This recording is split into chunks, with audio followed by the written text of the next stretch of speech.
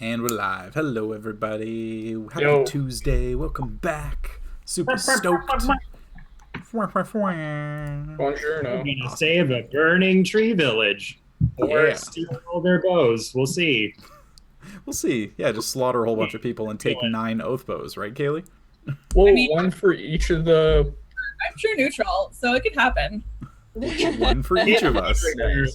Where Kaylee's real body is, they are currently trying to snarf down some pasta real quick. So don't be alarmed. It's not a joke. Isn't that the Oh, there you go. There we go. Awesome. This is the dark web on a pasta fetish site. You Everyone. know what? It happens to the best of us, you know. Oh, yeah.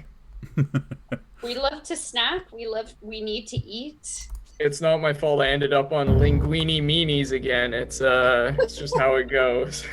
Linguini meanie. Yeah. Alrighty. So, without further ado, shall we?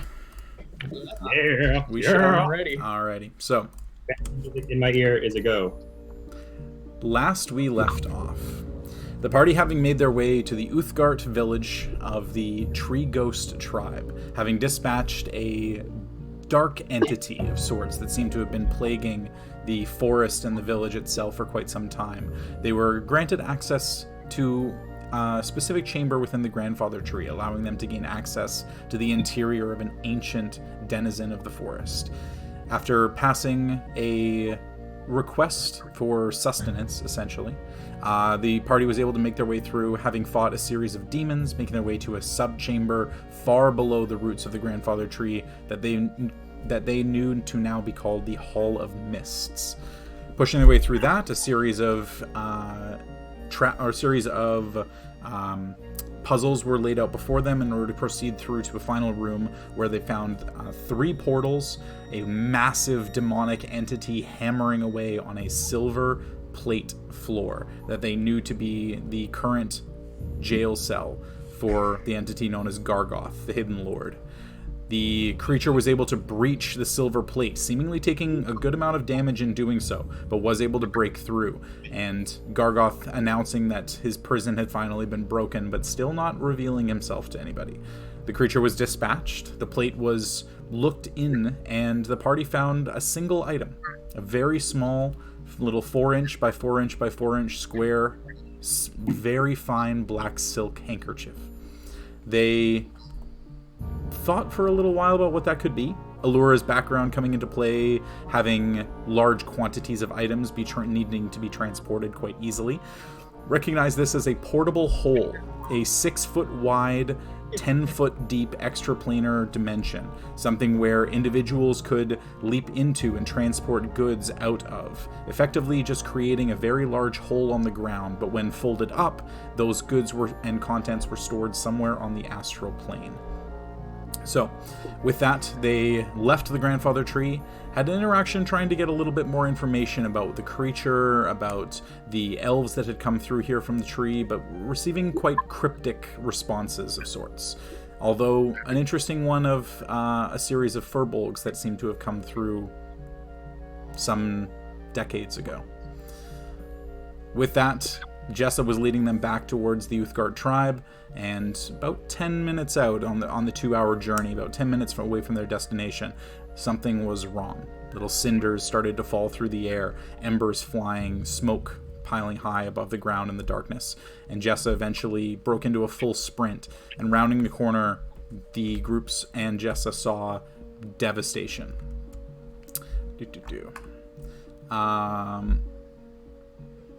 Bridges and walls spattered with blood, some trees heavily splintered and still ablaze.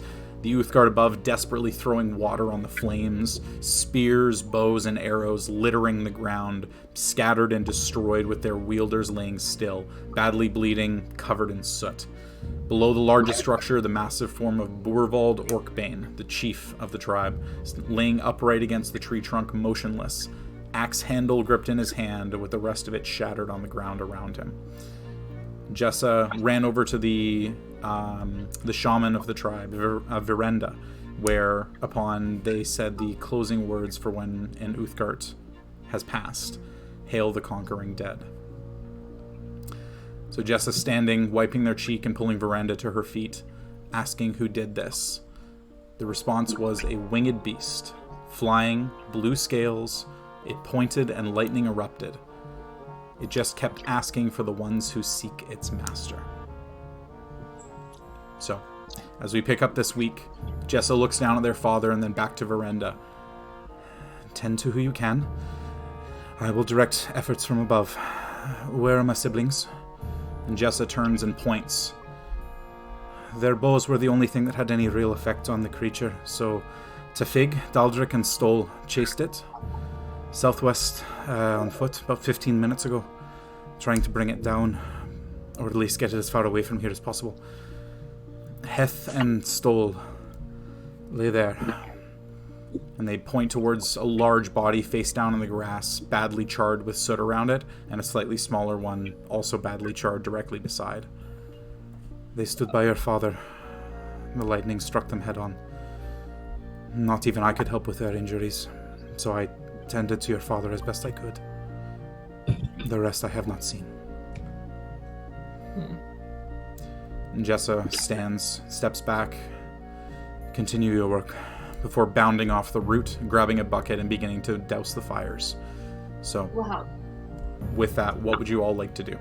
I'd like to start helping with the fires. Okay. Yeah, wall of water if I can to help douse out anything nearby, or if there's a greater source of it, I want to run up to it and just blanket a bunch of it. Okay. So the water is all about 60 feet off the ground at the moment, because it's all up in the trees. There's no fire really down on the ground. It's just little charred bits here and there. I can climb up to one of the tallest treetops, even if it's on fire. I don't care. I will climb to the top of it and try to lay wall of water down so it spreads like a plane kind of going by.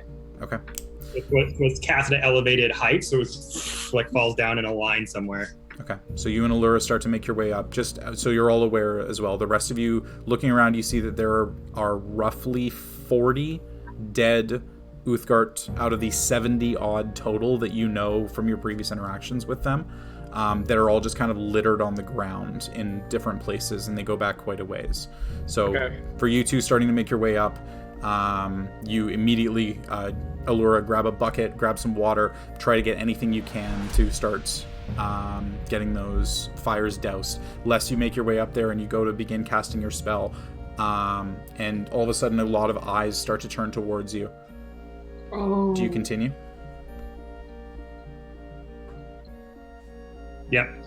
Okay, all right. So you finish casting the spell and immediately just whoosh, this massive wall of water, essentially like a tidal wave just crashing down, begins to douse a lot of the flames. Everything's starting to come down to a rough cinder, them all kind of holding their buckets, and you see a lot of them kind of drop the buckets and begin to move away a little bit. As Jessa kind of making their way up and just kind of grabs your hand and just... and releases it, and then begins to make their way across, grabbing the buckets and pulling everybody else away from the area where you're currently standing. So that's going to be you two. Leaf, Hope, and Alith, what do you guys want to do? Alith, you up first, sorry. Oh, yeah, no problem. I just had a thing I wanted to do, and if just in case we didn't get to do turn by turn. Elith's reaction is kind of like the epitome of the Homer Simpson fading back into the bushes meme for a second. She's just like, fuck. And then just turns to Leaf for a second and says and puts her hand on his shoulder and says or you fucking think it, it's not your fault.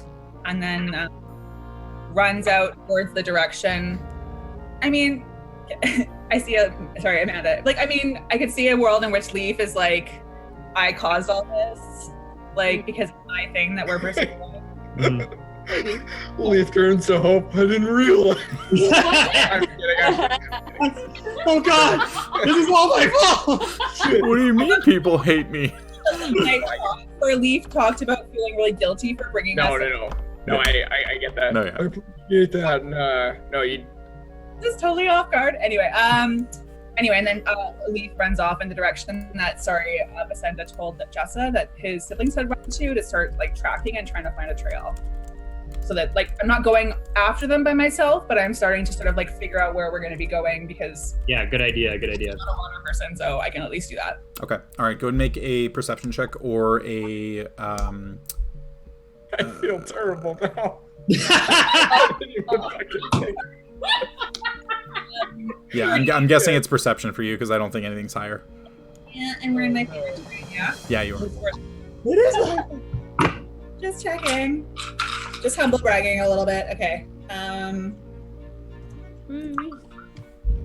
Okay, that's gonna be 28. 28. Okay. So you do see that there are no horse hoof tracks, obviously, because you hadn't seen any of them using horses. You would imagine they would be probably as tall as most of the horses anyway. But you do see that there are 3 heavy sets of footfalls making their way southwest. And you would imagine that those are most likely the 3 siblings that were mentioned. And as well, because I don't think we had brought this up before, but the 3 that were leaving were Ergwen, Ergwen, Tafig, Tafig, and Daldric. Okay. Jordy, quick question. What are each of their persons' pronouns? Tafig and Daldric are twin brothers, and Ergwen is, I believe, the youngest daughter. Yeah, Ergwen is the youngest daughter. Cool, thank you. Yeah. Am I assuming they're cis then? Yeah. Great. I'm gonna turn to Hope now. Jordy, I just want to double check. Can I just take a scan around? And you said there's about 40 people passed out on the ground or sort of scattered around. Is there is that just flat out they're not moving, or can I kind of suss some people that are struggling that I might be able to save? Yeah, so you kind of taking a look around, you see that there are, in this area, kind of where you would imagine the front line would be, a lot of bodies kind of pushed backwards from this direction. You can see that very few of them would even be close to being considered alive. But making your way a little bit further back, you see that there are some who look like they may have fallen from 60 feet up and are injured, broken legs here and there, some deep cuts and wounds of different sorts, but definitely still alive. Okay, cool. Yeah. Do you want to go? It would just be, I would be assisting Leaf in this, kind of getting a gauge immediately over what he's doing and trying to tend to people or getting ready to see if there's anyone that we can help. Okay. Perfect. Because I was going to say, I have a herbalism kit, which I believe I can use for healing. Healer's kit. Oh, I need a healer's kit? Shit, okay. I was going to use a healer's kit. I was going to use a herbalism kit if there was any burns or anything. But if it's just people, if it's setting legs, right? Or setting broken bones, I guess I'd just be requesting Hope to find splinters of wood and stuff. Yep. And we'll just try So many webs to pull out 180 feet of chain. Because I take it, Jordy, we haven't had a long rest. Nope. Sorry, with the last session. You haven't? No, we haven't. Okay. And I can update you. I think I only used, I used a 2nd level spell. Cool, thank you. I think their health is relatively the same, but... Yeah, I don't think Hope took any damage, actually, in the last fight. But yeah, I just want to be making kind of medicine check. I want to be, setting broken bones, trying to revive if anyone's passed out, but all using, I guess, natural or kind of field medic stuff. Yeah, so with Hope's assistance, you can either make your choice of a medicine check or a nature check to try and get these with advantage. Yeah, it's going to be a medicine check. All right, medicine check with advantage then, Leaf. Cool. All right, that's all right. Oh, that's even better. That's 25. 25, okay. So definitely, there are quite a few injuries. You can see that of the 40 bodies, based on what you're kind of going around and you're tending to people here and there, actively doing your best to just use natural remedies, you can see that there is a little bit of shying away, a couple of people who are definitely injured that are just kind of seeing you coming and covering their wounds to try and not have you tend to them. But the ones who are severely in pain, the ones who have like major injuries, you know, some of them even passed out on the ground, but you still get heartbeats and you still hear breathing. Those are the ones that you can make that check on, and you do manage to set a series of legs. You find a shoulder that's been popped out, but you end up throwing it back in. You know, clearing away some airways, some people getting blood scraped off. Definitely a good series of checks on a lot of people. And you would imagine that of the 40-ish that you saw, about 27 are definitively dead. 13 with correct tending will probably be okay. Okay, yeah, I definitely want to focus. Like, I definitely want to, you know, kind of do like a baseline sweep of as many individuals as I can. Okay. I'm going to assume Hope is, I mean, we've spent time together, so they're probably decently proficient at setting broken bones in some shape or so form. it's the two of you kind of working in tandem, where, like, you know, if there's something that they're not 100% sure on, they're just going to call you over, kind of thing. Cool. Yeah. I will get both of you two to make investigation checks for me as well, please. Yeah, I was actually going to ask if I could also make an insight check on the people noticing that they were shying away, if that was out of fear or out of pride. Okay. Make an insight check as well. Yeah. Sorry, I'll make the insight check first. Yep. That isn't ideal. That's 14. 14. Normally, these people wear their emotions on their sleeves anyway. It's not really hard to read them, per se. This is definitively out of fear. Okay. Something devastating has happened, and a whole bunch of people that showed up in the last couple of days are all of a sudden tending to them that this has never happened in however many years they've been here. Fair. Yeah. So investigation checks for both of you now as well, as you're looking over the bodies. I got an 18. Okay. I got 19. Okay. So between the two of you, as you're kind of making your way around, you know, almost simultaneously looking through and kind of like rolling bodies over and try to get an idea, you both recognize one individual as another sibling of Jessa's. Sibling is a son, the youngest living son. The name is Inden. His name is Inden. Okay. And he's pretty far away from the main line. Right, definitely not like a steadfast defender, but you do notice that he's kind of got a couple of people that have landed around him that look like they've got a couple of bones broken and shoulders popped out, probably from a fall of some kind. And you two look up and you see that one of the bridges has collapsed, and you would imagine that he probably fell from that bridge, but there are also a series of cuts and scrapes along him. It looks like he was trying to fight, and then potentially with the bridge collapse, unfortunately was just succumbed to his injuries. Okay, yeah. I think beyond, like, just making sure everything is... Basically anyone that needs help in some way that wants to be helped is being helped. Okay. That's probably all, I guess. Yeah, that's all we can do right now. And just trying to assist. So with your assistance, you know, the majority of the people that you're working on are the ones who are either already unconscious or the ones who are in so much pain that they can't really say no to the assistance. But the ones who have, you know, cuts and scrapes here and there, some bruises, some things that they'll probably recover on their own from, you can see them kind of hobbling their way over towards Verenda just to get her to start having a bit of a better look at things. Okay. Guess they're not that popular here anymore. That's understandable. Yeah, they were never the best. Like, they were never a big fan of magic users. So yeah, we're in a bit of a pickle now. This seems like well, I guess maybe I might reserve judgment on how I feel about all this, but it definitely seems to be implicated. Yeah, and like I kind of give Leaf like a reassuring shoulder squeeze, you know, like going upwards with my arms to be like, oh, thank you. It's like, it's okay, Leaf. We've got each other.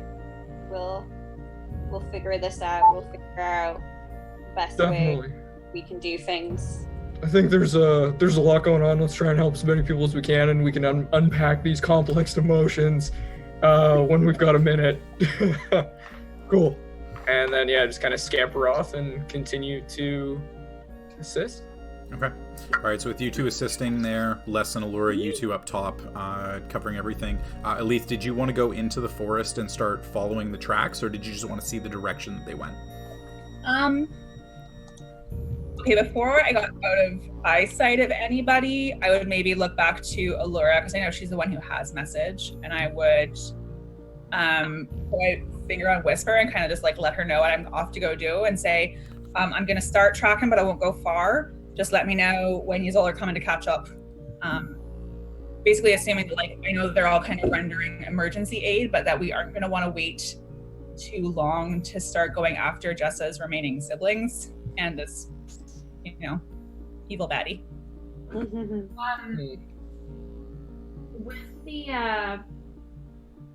With Les's wall of water, what percentage or what how much of the fire did that put out? So, Les, what are the dimensions for the wall? The wall of water, 10 feet high, up to 30 feet long, 1 foot thick, for the wall part. Okay. All right, so given the length, this would be enough to fully and effectively douse one home. Or I can make it a ring up to 20 feet in diameter, 20 feet high, 1 foot thick. So instead of just going like in one direction, I could make it a circle like sort of around the village and try to get a lot of the center part too. Well, everything is up in the trees, and it's single homes typically built on a single tree trunk. So with the homes being 25 to 30 feet apart, there isn't really a way to get more than one. But you would effectively completely douse one home that is currently fully on fire. Like put out all the water, use all the water, put out every bit of fire, douse everything, and have it completely be. And I also have gust of wind, but I don't think blowing fire onto more trees is a good thing. So blowing on fire is how you make fire bigger. Fire. Yeah. All right. So Allura, that would be what you would know. Okay. I would have then kind of run to the next tree, the next on-fire house to start helping with whatever, like moving water buckets. Yeah. Type. So you're starting to grab some logs here and there, move them out of the way, grab any buckets of water, and start to like just do runs of that back and forth. Yeah. Sorry, I also would have responded to Achaidh. Yeah. I think that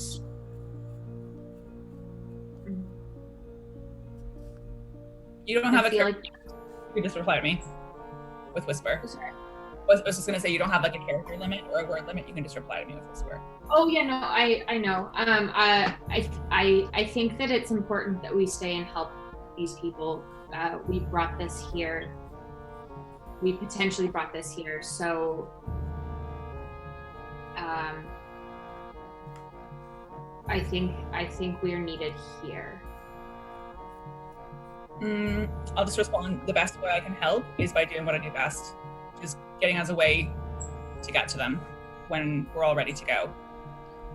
And like Achaidh has kind of already seen that a lot of the fire is starting to go out, and I think he's all got it under control. I'm just gonna try to make sure that we find these people. Jordy, the fires are not almost out. It's just one that's been fully out, and then you see that there are about 7 currently burning. Les has put out 1. You're working on a second one right now. Some of them are definitely at later stages. Like they don't look like they've been burned quite as badly. So you two are kind of tackling the 2 largest fires that are existing right now. Earlier with Les's water. So maybe I will come back and help then. I kind of thought it was like under control, but if it still seems like there's a lot that could be saved but might not be, if they don't have other people, then at least we go back. But I would maybe like stop and take, with a 28 perception check, I would hope I'd be able to do this, like stop and kind of like take notice of like where I saw the trail going in and like where it seems to me like it's leading, and then run back. Yeah, so you figured with that you would be able to see the footprints are running like full sprint southwest, obviously very fast paced. With that high of a check, you would know that it was about 15 minutes ago, because not a lot is really covered. No ash or any debris has really covered up the footfalls. They are very fresh. Leaf's a little torn. If she does pass Jessa or see Jessa, she would probably stop them and ask if they want someone to start tracking their siblings or if they want help here. Jessa's just up in the trees right now throwing water and directing, so it's up to you if you wanted to get up and have that conversation, but you would have to seek them out. I would probably just shout up at them if I saw them. Okay. They would just kind of like look down and just do what you do best, and then just continue elsewhere. Okay, at least we'll help with the fires. Okay. That's fine. So you're making your way up to help with the... Okay. All right, so over the course of, the next 30 minutes or so, the fires start to get really brought under control. Obviously, a lot of the people who are injured, Leaf between you and Hope tending to them, effectively just setting them at 0 hit points, stabilizing them, so that over time they will eventually be able to heal up again. Verenda coming around and assisting with the ones that were unwilling to accept your offer. Things do start to quiet down a little bit. Last couple of burning cinders and embers, you start to hear crackling off a few of the trees. And as the fires come under control, the injured are now being tended to. About 30 minutes later, 2 figures emerge from the trees. The taller of the 2 is carrying a third limp over its shoulders. Jessa and the 2 remaining and their one other sibling rush down, and you recognize the faces of the 2 siblings that you encountered passed within the tribe. So these are Tefig, Daldric, and Ergwin, but Tefig is the one that is currently motionless over the shoulder of his twin brother. And so Jessa now just standing alone with Ergwin and Daldric, their 2 siblings of 9. Fuck. There's 3 of them left. Yeah. So there were 9. One was the son that you heard the story about that died. So it was Jessa and 7, and then 5 more of them died tonight.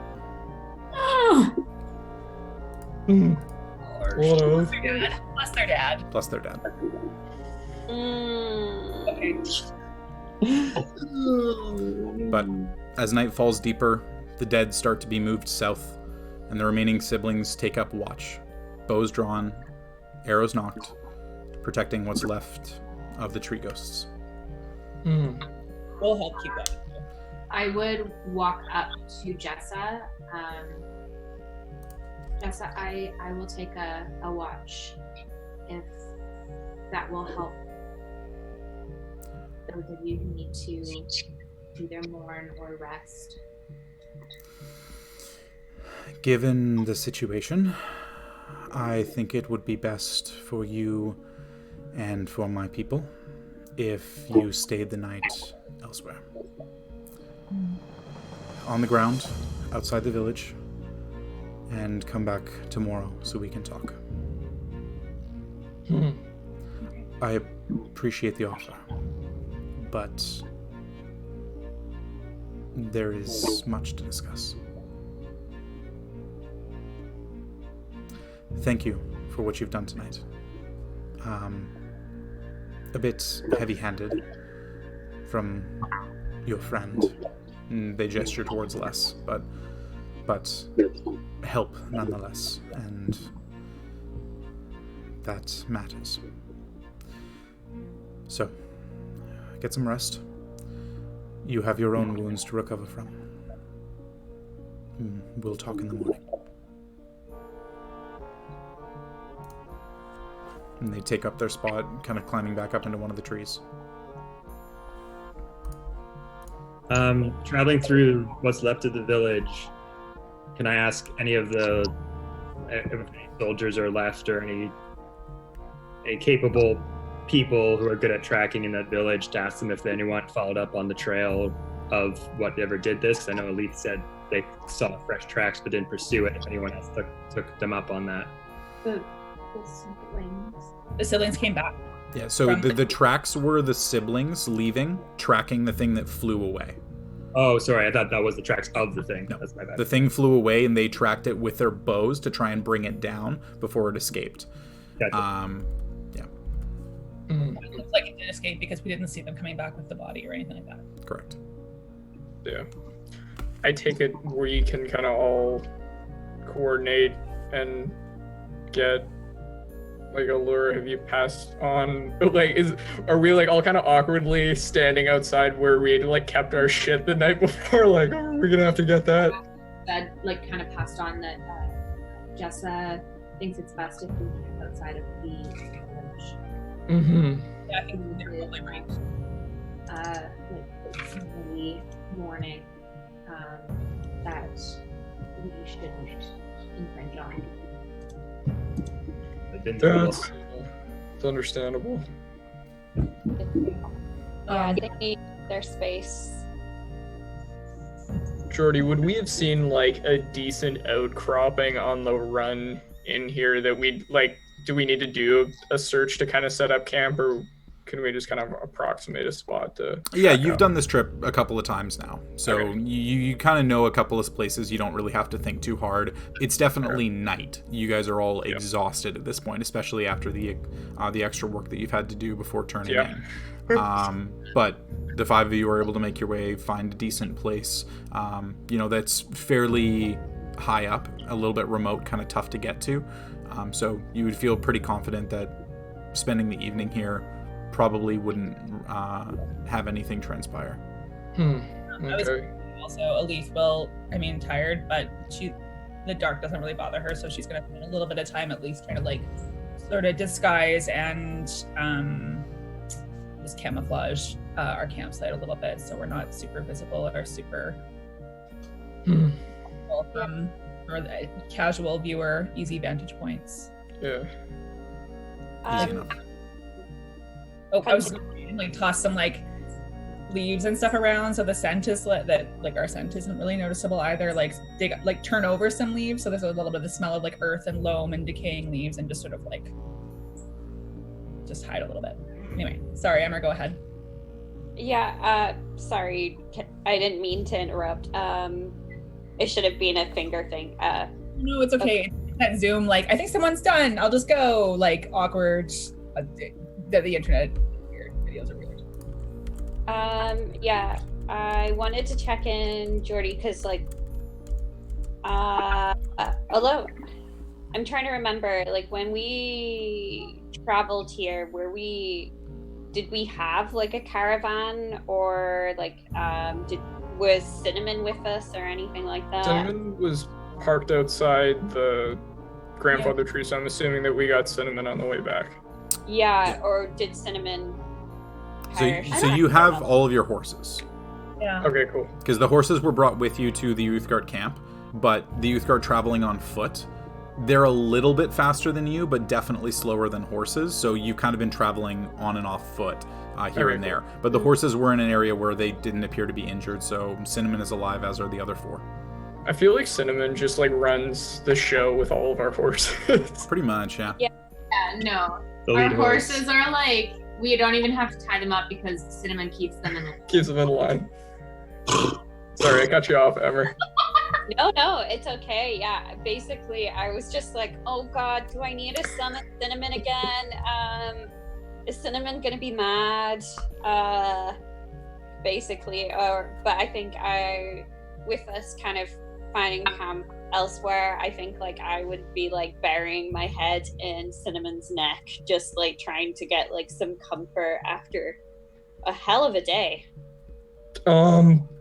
Do we want to debrief at all? Like, we saw a lot of shit today, or do we want to talk about that tomorrow?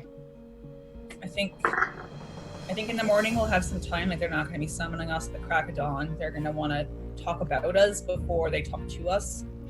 So I personally would rather just take it to hay, as it That's were. fair. Yeah, I think we should debrief over breakfast. I think I need to sleep on everything that happened. Cool. Yeah, I support everyone's decision. I can take first watch down here. I'm happy to take a later one, a third. I just need 4 hours of uninterrupted, so third or fourth is fine when it's darker. I'll take second. I can take whatever. I'll take third then, because it's the darkest, and then Okay. when it's starting to get light again, you can take fourth. Sounds good. There's 4 or 5, I can't remember. 4. Okay. Cool. So Allura getting the straight through sleep with all of the epic acrobatics from before. That's right. So, all right. So as all of you rest up for the evening, no checks required tonight. Nothing transpiring over the course of the evening. A restless sleep, but enough necessary. So all of you heal yourselves back up to full. You regain half of your expended hit dice, rounded up. So if you've used 5, you get 3 back. And all of your spell slots and everything return to you as well. Less. Goodness. During my watch, I wanted, when everyone was kind of put to sleep and me just kind of out on my own, I wanted to kind of have a little chat with Austilian if he's up in my head movies area. Okay, so you know from the previous conversations that you had with him that there is the ability now for you to essentially meditate to try and reach out to him. So go ahead and roll a D100 for me.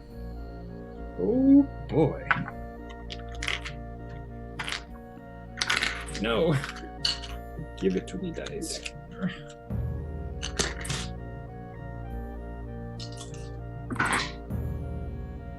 97. 97, okay. 97. All right. You try... you try your damnedest to find that connection that you had before and, like, kind of thinking words and pictures and throwing them up into your mind and then just kind of like...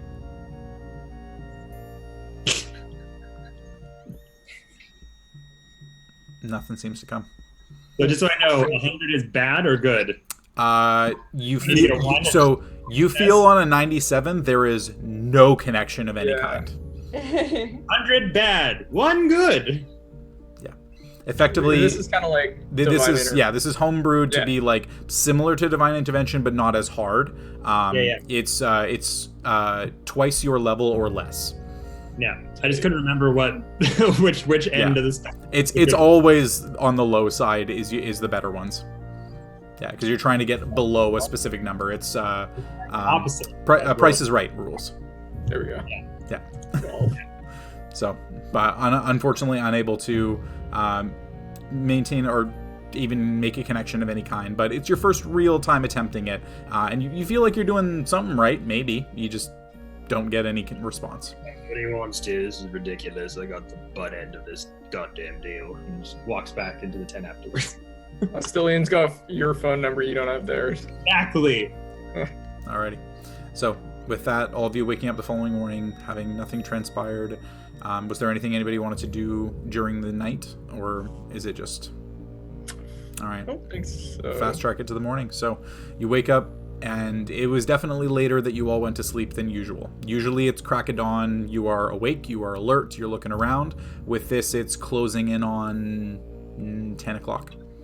Like, with your 8 hours of rest, you were really starting to fall asleep around 2 in the morning. So it is definitely later in the day. Excuse me. And as you make your way out into the morning light, large raindrops are falling from the tree canopy. Light gray clouds cover the sky. It's a bit of a dreary day. But at the same time, probably good. Yeah. So, do we think they're ready to entertain us, or? Have our first. Yeah. We should head back to Pride Rock. You know what I was thinking of when I fell asleep? What if that fucking hanky had been like, "Look, it's me, Strahd." It was like a black silk hanky. It could have happened. We would have Just oh my god, how'd you get here, you asshole? wind picks it up and opens it in the middle of the night. Oh no! You're back in Barovia. It's like he's having a static, Please, I know this. Yeah. I mean, yeah. How do we? What are we taking this one on the chin? I mean, I feel there isn't really a whole lot to say here. I mean, you kind of just gotta face the music, I guess. Yeah. I mean, I'm not saying we should apologize. It's not really. The trouble was already here, even if it looks like we brought it. Yeah, I think that's a really good point that you've made, Alif. That it was already here. Maybe it sped up things that we came, or like, but I think we should be very careful about not using magic going forward. Just to try and be as considerate to them as possible and try not to kind of worsen our relationship. It seems even if it is at the detriment to them, they will choose no magic over magical help. So we should definitely ensure that we are no longer using any magic at all, or any visible magic. It seems to be that message they're fine with if the magic does not affect them in any way. But moving forward, we should not be using any magic. Pretty, just to clarify, in terms of language, did they say for us to come back in the morning, or that they would like send for us? It would be best if you stayed the night on the ground outside of the village and come back tomorrow so we can talk. Okay.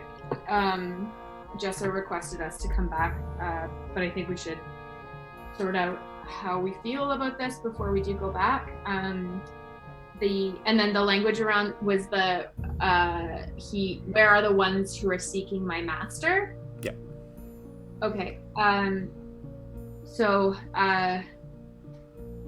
I don't think that they will necessarily make the connection that we are the ones who were seeking that. Like, they might put that together, but I don't think that we need to volunteer that is wrong for us. Yeah, I think you're right, Allura, that maybe like we going Troit, but like over apologizing or feeling guilty is just going to make it look like we did knowingly bring something along when that's not the case. Yes. I mean, I'm not gonna lie if they ask us, though.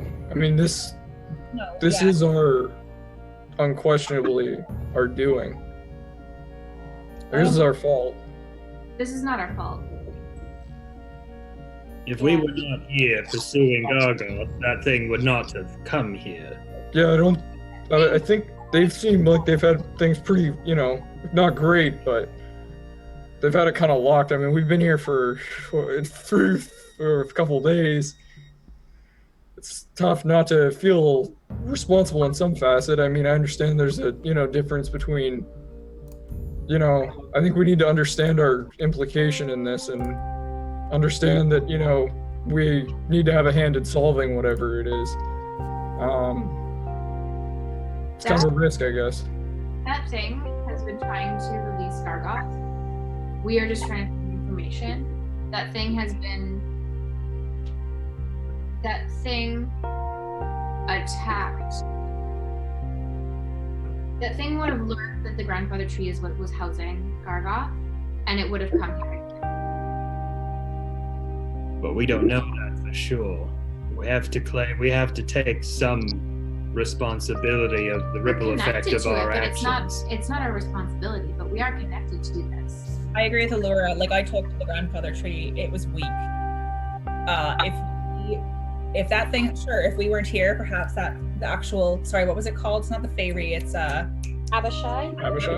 Thanks, Emmer. Well, that's what we think it is, I think. Yeah. Well, I mean, it sounds like an Abishai. So anyway, if we hadn't come here, the Abishai sure might not have followed us. The village wouldn't be in wreck this morning. But if we hadn't come here, Allura, somebody else who's, historically learned, can you fucking tell me what happens when a Hell Lord escapes into this plane? I'm pretty sure it'd be a lot worse than this.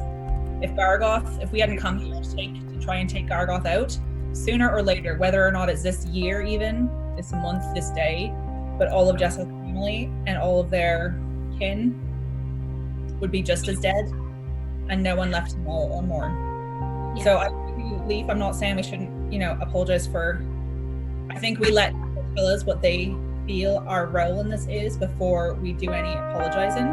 Not because I don't think we should make amends, but because I want to know exactly how they're seeing it first. But as sorry as I am, I don't feel guilty. It's not. Things happen sometimes. You don't always have control over them. If we had known, sure, this Abishai was going to pop up, we would have stayed to fight. But we didn't know. And we're here trying to, do things for the greater good. I don't feel sorry for that.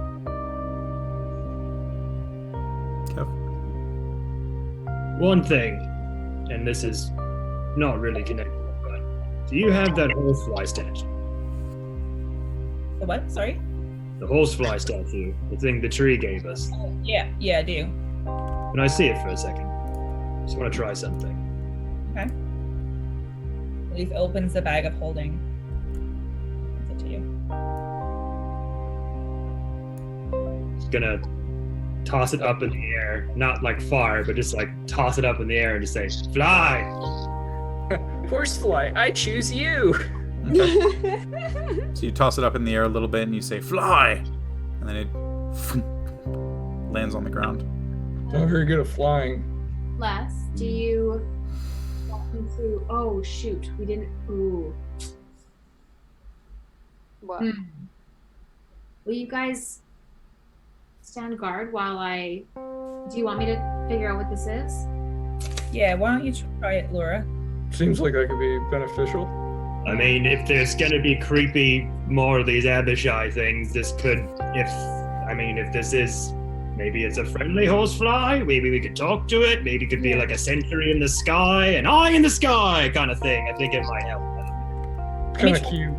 First, and I just got get back from the last, and I'm like, this might not work, but it's my best guess from what our conversation was. And in Elvish, I say, "Hoi hoi, young one," as I hold it, what the tree said to me. Okay. So you hold it, you speak the words, and you just keep holding it? I think I'd probably would have held it ready to kind of a little gingerly, if something happened to it, I was ready to kind of let go or let it launch up or back away. Okay. You speak the words. Doesn't seem to react. Allura, you want to do your arc? Yeah. Are we far enough away that no one can see us and we can kind of see if anyone is coming? Elite, do you mind just keeping a really close watch? I don't want in the middle of this. I will, but you might want somebody else too as well, because my eyes aren't so good when it's bright out. I mean, it's kind of a gray day, but still. I got you. Okay, I'm gonna go use the bathroom. Okay. And I will cast. It was just sort of being realistic about Ritual cast Identify on the horsefly. Are you ritual casting, Amanda? So it takes 10 minutes, right? Yeah. 10 minutes on top of the casting time, which is a minute, so it's an 11-minute total. It's 10 a.m. We're all having coffee, waking up slowly. I think it's fine. Yeah. Mandy, you on Slack? Oh! Yeah. As Leaf and Les are watching, and Leaf is behind a bush doing his business. You see our fire hose just. Yeah, we can hear that beautiful, strong stream of pee coming out. That waterfall effect. And I kind of bring Cinnamon over. I would be so scared if that were the case, Kevin. And I just kind of Cinnamon kind of gives them both a little just kind of wanting to kind of provide comfort, although at the same time it comforts Les, but is still a little side eye, don't you fucking try anything with me. Alrighty. I tripped down the hill. What did I miss? Okay. Laura's gonna try to figure out what the fly thing does. Oh yeah, I got it. Go for it, yeah. So this is I want to say a little friendly Yeah. help helper, but it's actually kind of like a giant friendly helper. Huh? Can we ride it? Yeah, we can ride it, you guys. Oh shit! Okay, so Wait, what? to speak the command word and throw the figurine to a point on the ground within 60 feet of you. If you do, it transforms into a giant fly for up to 12 hours. If the space where the figurine lands is occupied, or if there isn't enough space for the creature, it does not transform. Once transformed, the creature is friendly to you and your party. It understands your languages, obeys your commands, and can be ridden as a mount. If the creature would drop to 0 hit points, it instead reverts to its figurine form and falls to the ground. Once the magical property has been used, it can't be used again until 2 days have passed. Jordy, can you send me the stats for a giant fly? Scroll down. I already did. Roll down. What? Oh, you did! So, It's like, How strong do you think this fly would be? get a horse. So did I have the command word right and I just didn't put it on the ground? Yep, you didn't throw it to an unoccupied square. I didn't know I had to do that. Okay. That's fine. sweet. Okay. And if you toss it up in your hand, it also wouldn't transform, right, Jordy? Because it has to land in an unoccupied square as large as the creature. And the creature is a large creature, so it has to be a 10 by 10 square. Well, Oh, so if I threw it forward, it would have worked? You didn't speak the command word. That's true. I did not. You do know, however, the command word is fly high, young one. Fly high, young one. so much. Fly high, young one. Fly high, young one. Fly high, young. Oh, it's a giant. What is it? Obsidian or ebony? Ebony. Ebony. It's a just ebony horsefly. This is very cool. Yes. That's really helpful. That is extremely cool. Yeah, I think that'll be a really a great advantage in a fight or combat to get someone out of Sticky a dangerous situations. spot. Yeah. We can't see through its eyes or anything, can we? No, it's a mount. It's cinnamon, but it flies. And if Oh, it so that's why it's a horse fly. Exactly. Oh. Ah! Brutal. You got it. Brutal. It's got 19 hit points, so it's not very strong. No. I think that this is like a getaway car. Or going Yeah. over like You know, chasms cars. or yeah, feel I think like this if is a gonna be bridge really is like helpful, effed but, out, we could use it to ferry. How much weight can it carry? Can it That carry was my one? next question. Is Jordy, can it carry more than one person?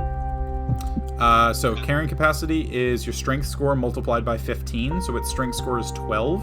So carrying capacity is 300 pounds. No, sorry. Oh my god. Math. 600? No. 180.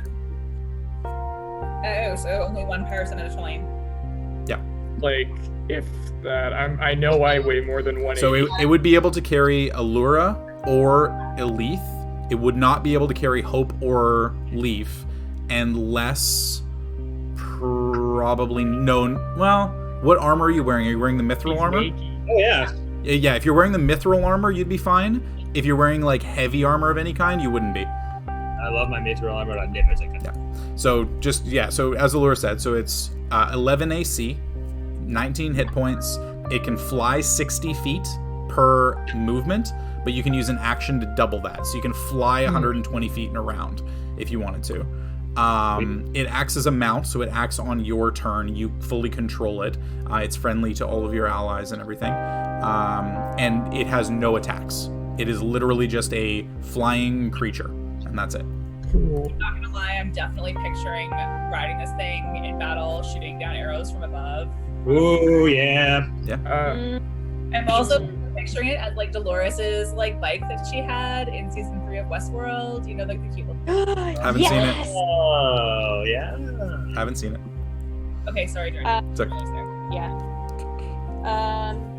Although, yeah, I was trying to say this earlier, and it's so stupid, but just the command is making me think of a certain pipeweed that one might peruse or fly high, young one. It's definitely making me think of Merry and Pippin smoking pipe weed.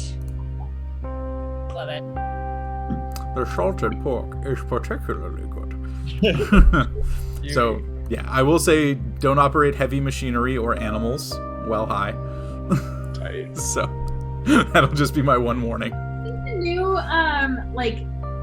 sorry, completely derailing, but I have to talk about this. So for those of you who don't know, we are in Canada, BC particularly, so weed is legal here. And most parts of North America it is now. well, yeah. Yes, now after this past elections. Yeah. But weed is legal, has been for a long time. And we have full-on commercials here in Canada that are like, if you do edibles, don't do anything else. Wait, hold on. Are you? I worked on that project. What? Yeah. Okay, we'll get into this later. Yeah, it's the CAA ones. Yeah, I worked on those. Yeah, what's up? They're hilarious. They're basically like, if you get high on, if you eat edibles, don't drive. Like you should just dress up instead. Yeah. We worked on that one. Shows up to 123 West. That's awesome. Sorry, gang. Completely. Let's go back to back to the D&D. social stuff. Yeah. I did all that. Okay. Let's be responsible. Yeah. All right. So, as you determine the keyword, the activating phrase for the horsefly, knowing that you have to throw it into a random unoccupied square, there is another thing that's burning a bit of a hole in your pocket of that silk handkerchief. Did you want to do anything with that this morning? The pocket portal? Someone sneezes into it. Destroy the whole universe. Jordy. Yes. Do I remember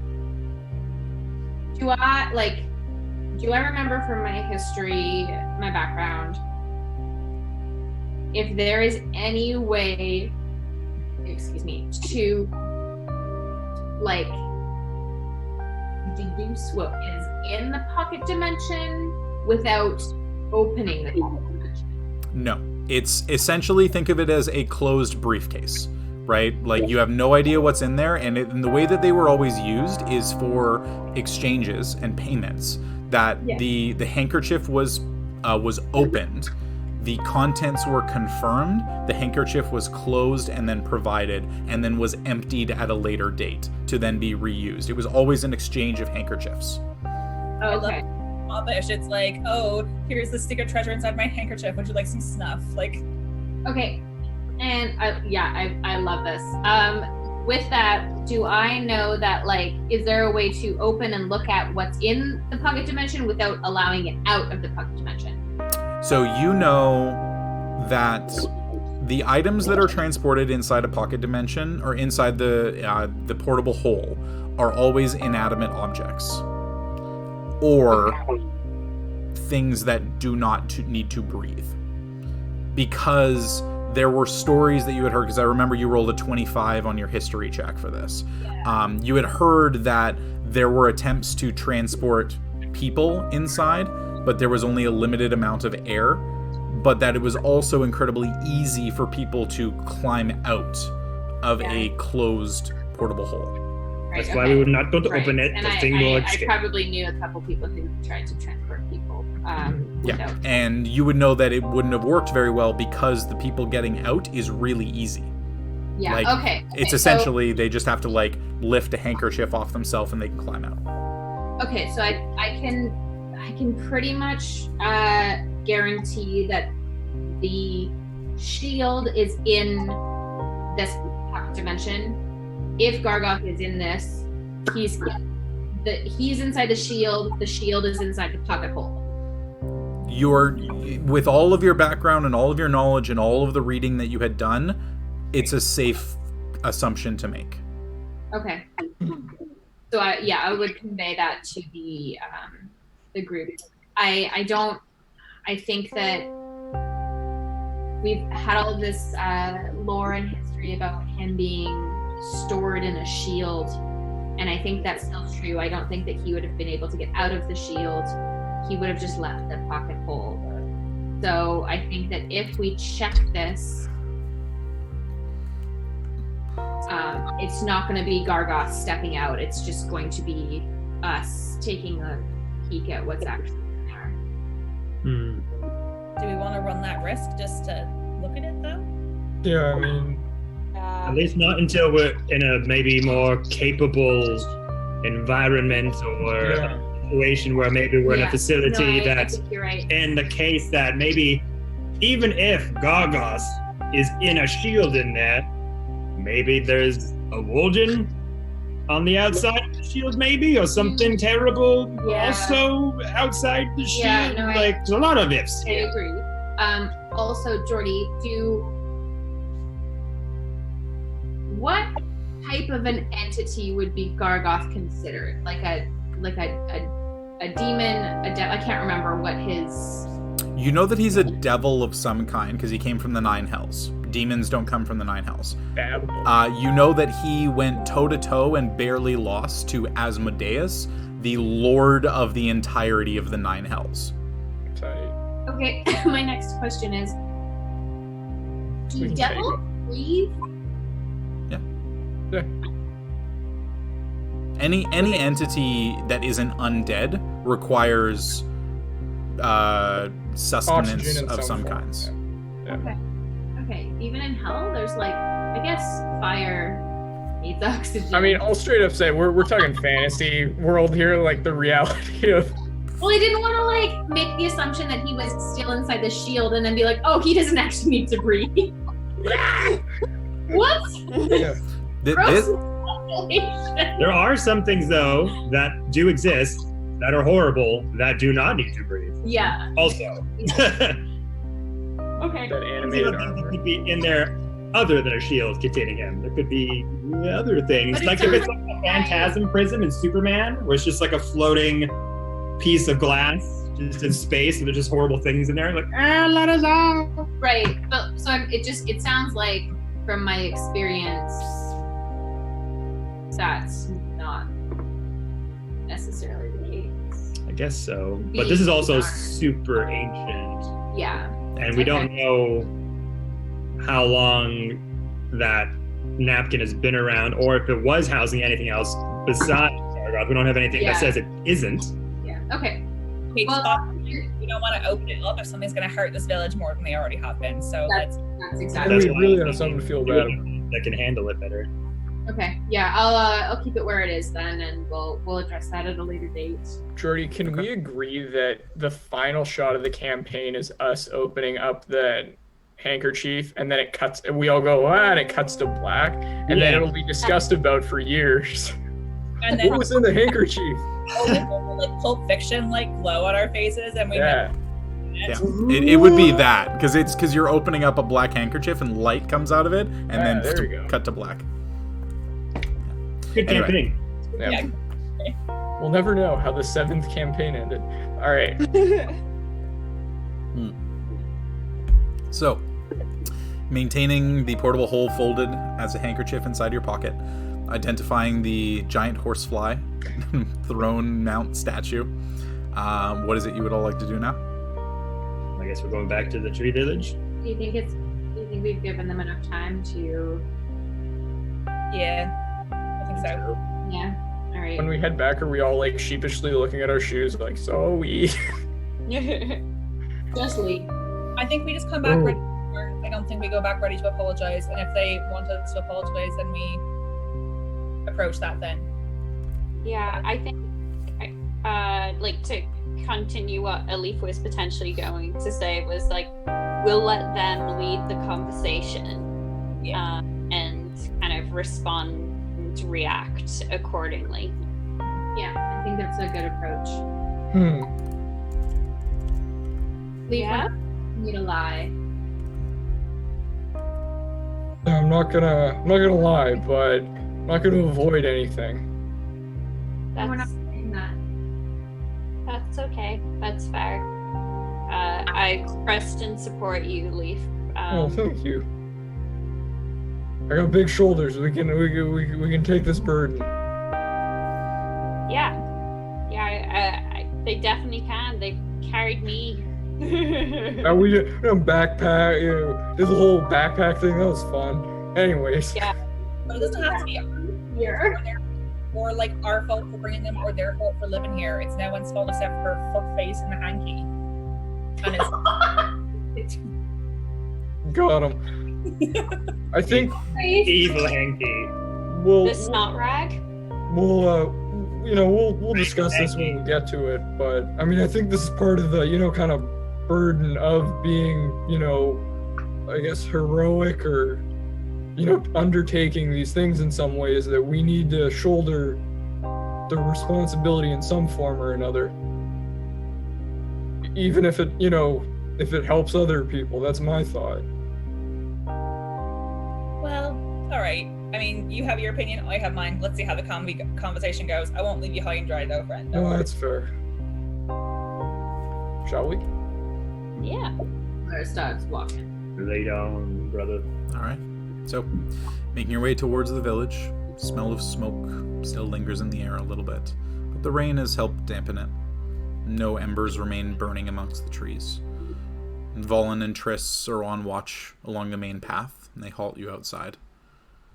Volin walks back towards the spiral stairs, and within a few minutes, you see Jessa and their two siblings walking down towards the path.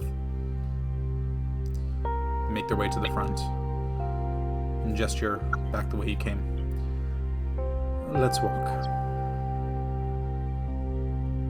Volin and Triss remain at the gate, or at the entrance, and you start to walk down the path for a good 30 seconds or so, just kind of getting a little bit further away, a little couple of round corners. Our people are not ones to welcome outsiders under normal circumstances. But given the situation we were in, and our inability to handle it ourselves, our father trusted that it was time to take a meeting with the group who could impress us. During our first, you were that. And in some ways you still are. But our people are not as diplomatic as we have grown to be, gesturing to their siblings. They see a group of outsiders who spent 2 nights with us, then a flying creature lighting their homes ablaze, killing their clanmates. They believe in causality. We are more willing to entertain the idea that there is more than what meets the eye.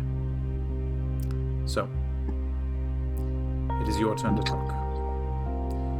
What was this creature, if you know what it was? Why is it targeting you, which we assume that it is?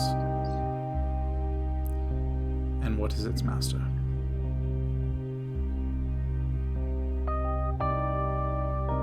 There's a lot to unpack there. Yeah. One by one, approach those points. I guess so. We'll start simply. What is it, if you know? I believe it's called an Achaidh. Okay, a word does not mean anything. What is Achaidh, it's some kind of amalgamation of a demon mixed with a dragonborn, possibly. It's more like if a dragonborn. So sorry, Jessa. I don't know. Have you ever met a dragonborn before? Yeah. All right. So it's like if instead of it being a human, that is part of the ancestry. If it was a devil or a demon, I think. Right? Devil. Yeah. So it's sort of like if it was like a evil. Sorry, they're not the chromatic dragons are not the evil ones, right? It's the other ones. No, chromatic or evil. Yeah, Like a correct. chromatic dragon, but crossed with like a devil or a demon instead of a person. So kind of a nasty fucker. They kind of look sideways at their siblings, with Daldric and Ergwin, and just kind of nodding back a little bit. Obviously, Jessa not being there for any part of this, hearing secondhand, but that description would make sense. They're very powerfully magical. Or magically powerful. And tough too. Yeah, it sounded, the description matches the one that we fought previously and barely survived. And yeah, I'm glad that, it was a difficult fight. So I understand that it was a difficult fight for all of you folks as well. So you have fought this thing before? Yes. It seems to. We're seeking answers, and it seems to not want to allow us to. Whatever we're pulling the strings at, it is displeased at. Yeah. The ambush does in the forest too. I should add that when we first fought it, it was because we were looking into another village that had been destroyed by it. And we wanted to seek what had destroyed it and to try and help those villagers. And sadly, that is how we first came across it. We've only encountered it the once, though, although it may be seen evidence of passing or it's the destruction left in its wake. But it seems to be able to pass between. So I know we kind of did this before, and it seemed a little weird to you, but able to pass between our world, this plane, and where its ancestors came from, like hells. So it may come into existence here without anyone knowing who it is. So we didn't know that it was following us, tracking us in any way, because we haven't seen hide nor hair of it for weeks now. It also had the magical ability to be unseen.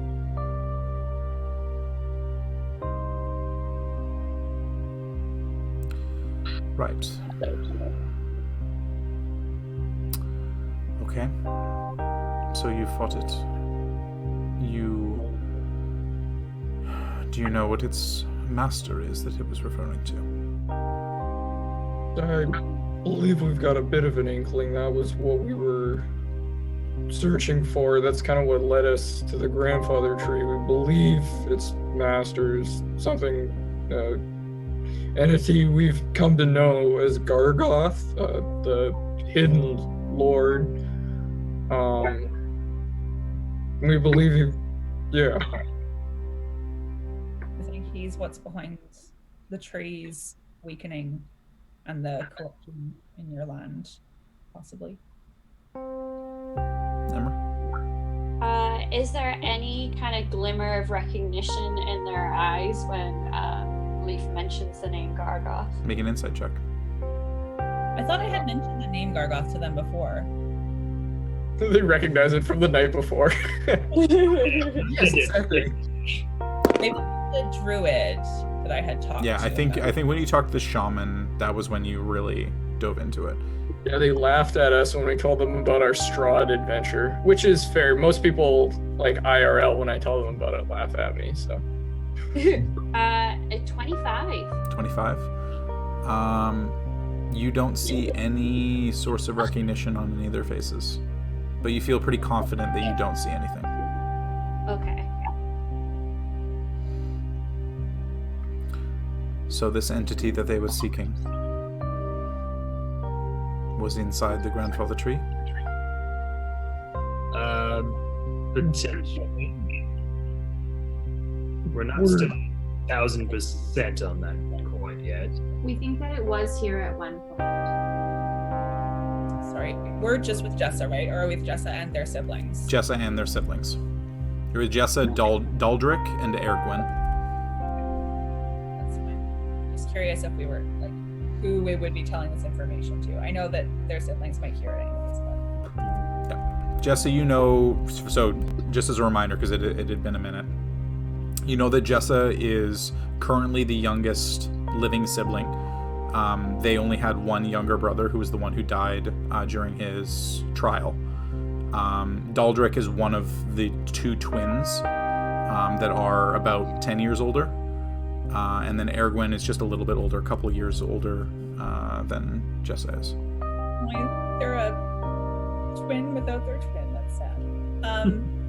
Jordy, what color is the threading on their bows? The metallic threading, the two who are remaining. They are both gold.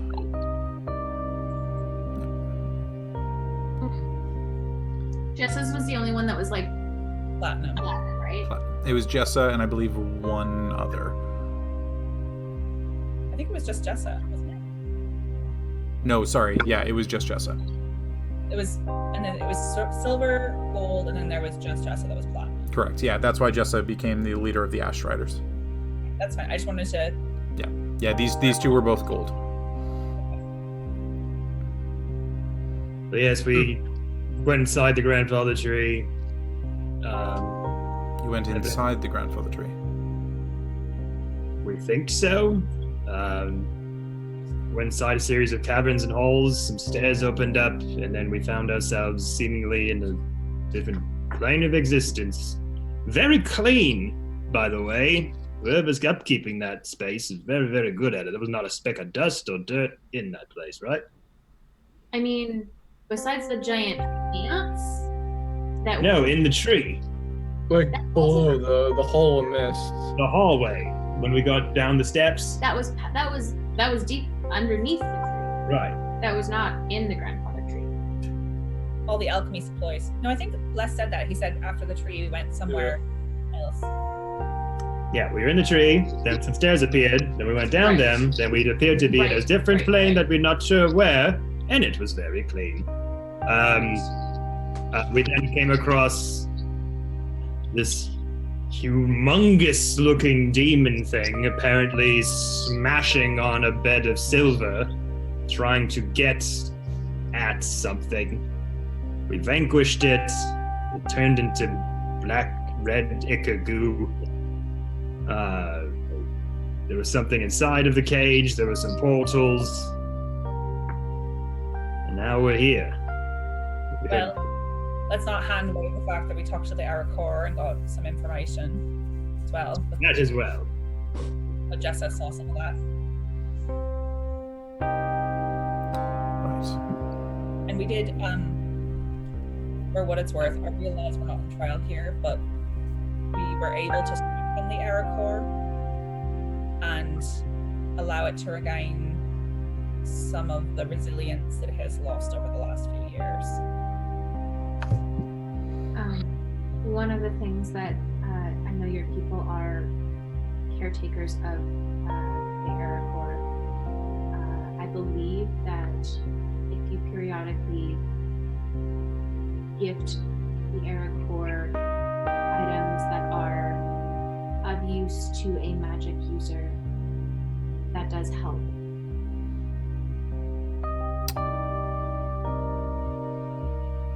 That is good to know. As non-magic users, we don't really know what those are. If you have any source of gemstones or metals, or I'd kind of give a list off of what those What you found. things would be. We used metals, gem dust, metal nuggets, stuff like that. Yeah, Kind of a mishmash of minerals and metal and dust. Is there any security that off the top of Valur's head would be useful in a scenario like that? Yeah, well, gemstones and gem dust is a primary one. Basically, any metal, silver and above. So silver, gold, or platinum. Any of those would be good. can I just make a suggestion that they might actually be able to like have on hand is amber, if there's anywhere, because we're in this sort of like ancient forest. They might be able to find that a little easier. And you see them kind of nod at each other a little bit and take it under advisement. So We do think that as the tree is getting its strength back, the lights and darkness that is falling upon your forest will start to recede. Would that be as the tree is regaining its strength, or as a result of the thing causing its death to be removed? Both, I think. Both. So you succeeded then. We're hopeful we did. It's less that we succeeded and more that we took a step further down a very long road. May we see it? The portal? The napkin? I don't think it's a good. We can. I think that it needs to stay hidden at this point. We need to. We're unsure of what. We're afraid that if we open it, something very, very dangerous may pop out.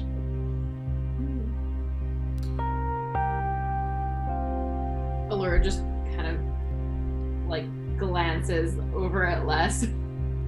Now I know that my friends here are a bit uneasy telling you these things, but I'm not going to lie to you or deny you any information that you should rightfully have. There could be something in here that you may not be capable of handling. And I just want to make very, very sure that we don't endanger this village any more than it has been.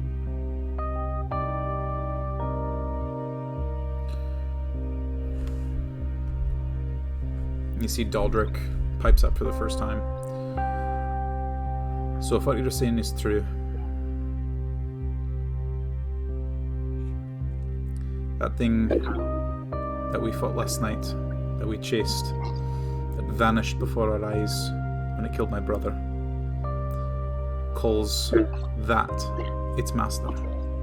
We haven't shown them what the hanky. No, Oh, yeah. he's saying that as in what you're referring to. We're gathering that. We're not 100% sure if he's in there. Or even, it's an educated guess. We read some books in a very large old library, but it's not like we've had a chance to sit fucking down for tea with this thing. Right. So if that's the case, what's the next step?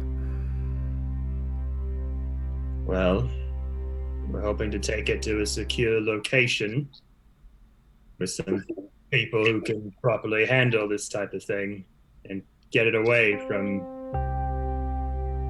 anyone that could possibly release it or cause more harm than it already has. We believe there's an organization that works towards putting this being in captivity and keeping him constrained, and I think that our next step is likely to try and find that organization and ask for help in Trying not to become Abishai food. And mark my words, if this being is to be released to get out in any certain way, your village will not be the last. The entire plane of existence could be at stake. Make a persuasion check. Fuck.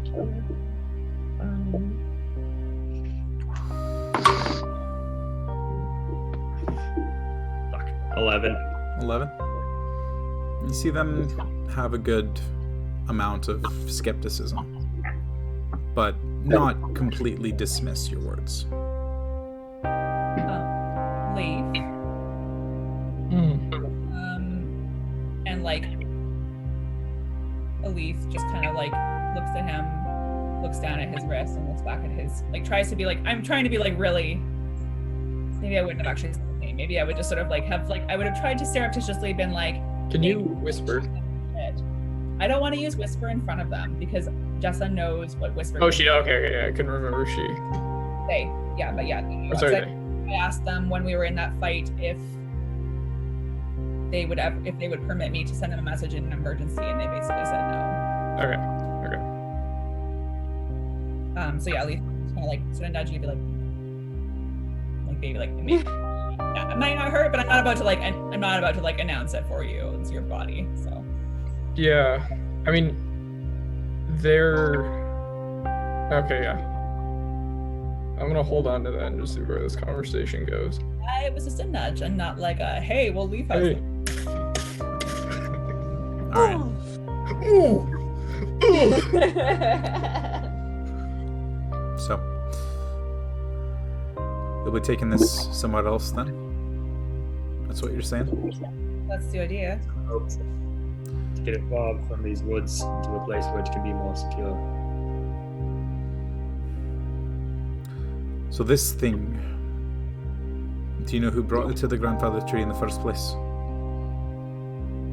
We do. I don't know if we do. Do we? Yeah, we like fully do. Yeah, we do. The It's like- elves. It was Takers, your time to shine. You should all be taking notes. all the notes. It was Seven. the of the tree of the shields. Sorry. Is that the named Covenant of the Shield, yeah.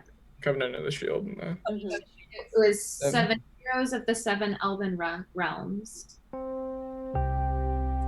to be they brought it here for what it's worth. The Abishai agreed to everything. And it was oh, you mean the Iroquois? Abishai, the Iroquois agreed to it. Like I was able to talk to the Iroquois. It was a great honor, and its duty and purpose is to provide strength and safety to those sheltered underneath its branches, and that includes you, the Ghost Rider clan. It did this willingly to try and prevent further evil, but there was no way to know that after years and years and years of holding on to such a great source of corruption that it would no longer be able to keep it within its borders, that it would spread. And for what it's worth, although I can see why you would be angry at the Elven Conclave, they thought that they were finding a solution, not simply a placeholder. Allura? I have 2 things.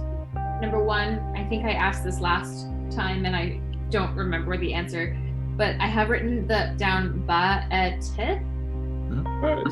It's a group with an insignia, and That's what's the logo we have in Slack. I can speak to this. Is that not the progenitor race?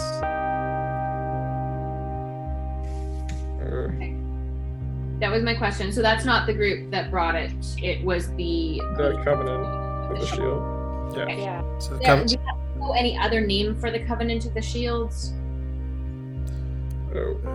Sorry, I'm thinking the Starcore. They're the progenitor race. the Sardaukar or the Saruk are the progenitor race. Yeah. The Baitith was the group that created the Nether Scrolls, which is like the origins of magic put on parchment. And they were the ones who created those single parchment that you would read to the bottom, and then when you started reading it over, it would have a whole new page. Right, and it seems like maybe they're some kind of attached to the Covenant of the Shield because it was their rooms that housed the. Like maybe they're attached. So the one thing I will say is the Baitith and the Saruk are 30,000 years old. Yeah, the Baitith they created like the code language, and the other guys used it. They made the website. Okay, so that was my one question, and my second thing was, can I insight check once we've said all of the names of all of the people and all of that? Mm-hmm. Can I check to see if they recognize those or? Yeah. Yeah, make an insight check.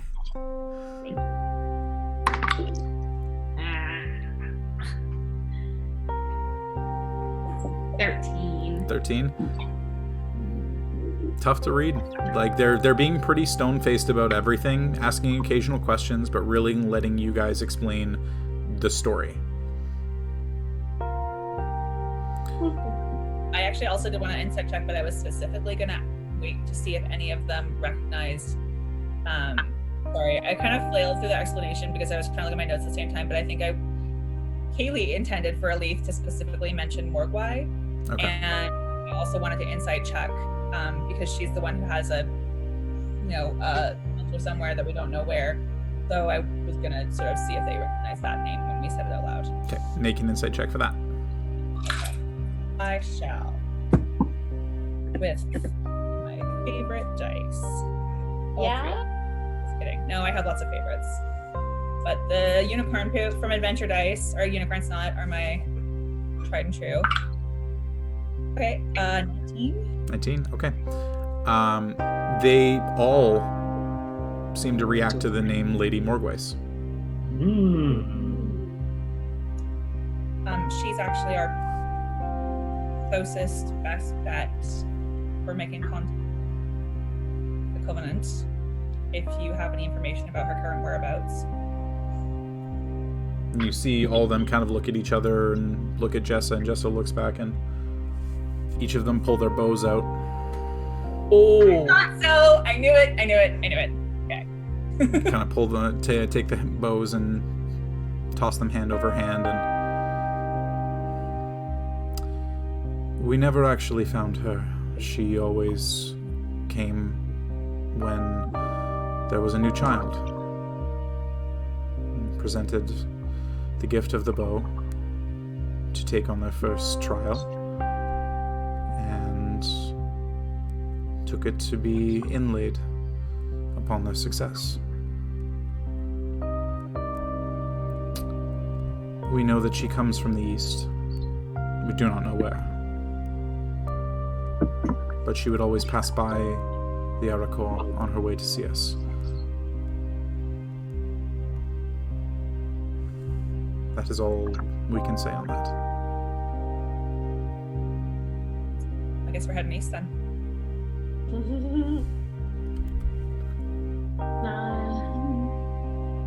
Can I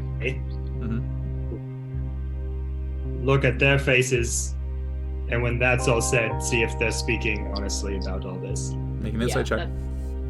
I was going to ask if it seems like they're holding anything back when they said that's all that we're going to say about that. Make an insight check. I support these inside checks. It's just really impressed that they all know each other. Les? 14. Allura? 13 again. 13 again. Best you can tell, they're stone-faced. They've asked a couple of questions. They've responded in kind. They haven't seemed to be holding anything back, but you're not sure.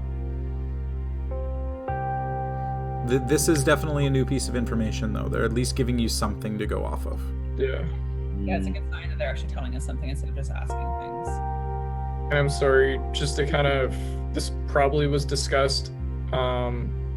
Jessa's young, so Lady Morgwai would have visited the last time that, would it have been Jessa got their bow because they successfully completed the trial, or? No, the bows were delivered upon the birth of a child, Okay. and then were taken and inlaid and returned Okay. upon the completion of the trial.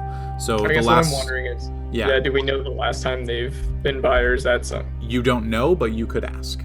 Yeah, okay, yeah. I'm pregnant right now. Yeah. Well, their mother died in childbirth for their last child. So But younger We're thinking Morgwai probably would have visited, like, more recently for inlaying the bow, right? But wasn't the bow inlaid for the youngest sibling who died in their trial? it was inlaid when they were successful. So It that, would have been Jess's trial, I think. yeah. Unless they stagger it, I have no idea. Sorry, I thought that the You bow could ask how old the kids are. Yeah, that. And that Morgwais How old did had returned. on the wall, like posthumously inlaid, though, the one that was up there before he told us that story about the youngest sibling dying during their trial, or was it not? The one that was up top was not inlaid. Okay. Going upon a successful trial. Correct. Right. So You don't get your. I asked. I said, when was the last time that Morgways graced the village? the trials happen when we turn to a teen. So for me, 14 years ago. My brother, 5 years younger, would have been about 9 years ago. But, of course, she did not need to come. So, the last time that she came by the village would have been about 14 years. May I ask, was this a trial that he presented you, or is it a trial that your people do to kind of when you come of age? The trial is for us to become warriors that would make us strong enough to defend the Aracore. The weaponry are a confirmation that we have succeeded. A continuation of our lineage, of the bows being provided, and then the inlay determining our status within the hierarchy.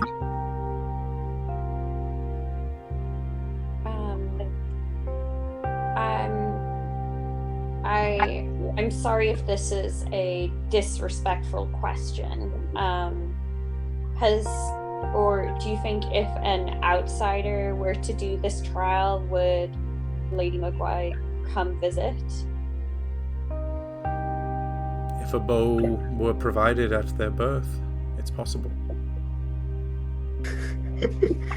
Leaf looks over to Leaf. Anything? Any chance you had one? If I had any living relatives who were at my birth, I could tell you. Oh, shit. But no, I don't think that there was anything like that for my family. I think we're gonna have to go find Morgwai then.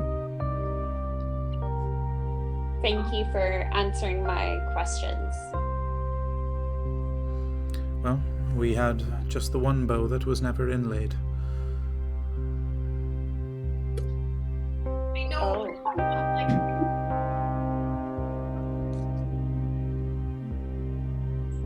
If Is the bow? Are the bows when they are gifted to a child? Is it tied in a magical way to a child? No, the bows are transferable. It is simply a gift given for the offspring of our clan. Specifically the children of the leader. I'm But gonna you said that it is transferable. really thin. Is there? And as my I'm just loving the the polite way to navigate this conversation. Maybe sort of, kinda. I don't know. Like, is there a Can we bow? have the bow Maybe? so that we can play the band? Okay. As my comrade mentioned, we don't want to be disrespectful. But if the bows are transferable and your younger sibling bow was never completed and inlaid. While I understand, and you kind of look up and you're like actively trying to word this in the best possible way, you're looking at Jessa because you've had the most interaction with them, and then you're looking at their two siblings at Daldrick and Erwin beside, and then you kind of see their faces just go a little bit slack, and like the stony visage Tony visage is starting to slip a little bit, in that you're asking them to take the bow of their youngest dead son the day after their dad and all their other siblings died. Look, you're not using it right. Allura, she imagines like butt ties, but Allura literally is like has like no sibling love and like okay. So yeah, she is. So, but and they just kind of, and Jesse, you can see, just kind of looks sideways and goes, I understand where you're coming from. Now is not the time. Leaf casts invisibility on himself to just disappear out of the situation. Homer and Yeah. In theory, yes, but now is not the time for that. Yeah, I think we'll maybe just, head west and, is there, It's anything east, we would- actually. East. East. Is there, Head of the there anything we could pass along to Lady Morgwai for you, or? Simply put, I doubt you would find her on your own. Give us some time to come to terms with what has happened. We shall evaluate if this request is one that we can honor. You're welcome to head east if you'd like. Perhaps you have skills that we do not. But, Enelith, looking at you now, the elves know how to not be found. Yeah, and I'm good at the woods, but I'm not a wood elf. Those fuckers can disappear like that into the branches. This is where, as we're having this conversation, a wood elf just walks straight behind us. Oh. So, at least maybe just step forward a little bit and just sort of be like, well, I can't promise anything because this fucker knows how to disappear, not be seen, go between worlds where we can't go. But if there's any way that we can bring you their head, we'll do it. I'm not even saying it's range with a bow, but just they took a lot from you for no reason other than to punish you for knowing us. We owe you that. Make a persuasion check.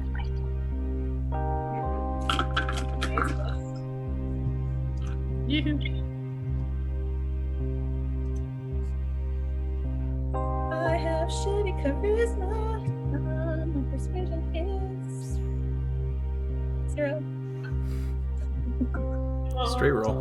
Trying to persuade people at more stuff. It was cocked. Sorry. It was almost a 20, but it was cocked. And fuck me. 7. You see them just kind of just slough it off their shoulder. Just They can. At least I'm gonna go track this fucker if she can. if you are to bring us the head of the creature that did this, that would go a step towards providing you what you need to continue on your journey.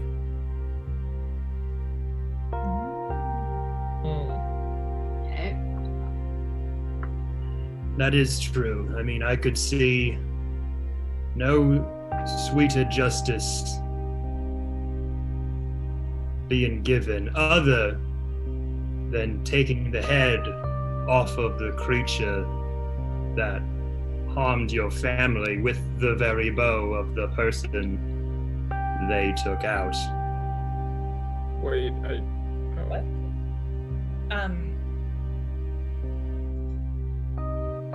I think it's a He turns invisible again. different sequence of events that they're saying, though. Yes, I believe I understand where your friend is coming from. But show us you have the ability, and perhaps an exchange can be made.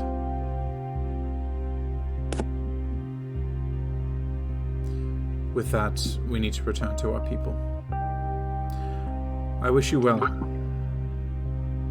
If you find this creature, bring it here dead, or bring it here alive, barely. That one I leave to you. And the three of them stand and start to make their way back towards the village. I think if we skin it, that blue fur would look so good on Jessa.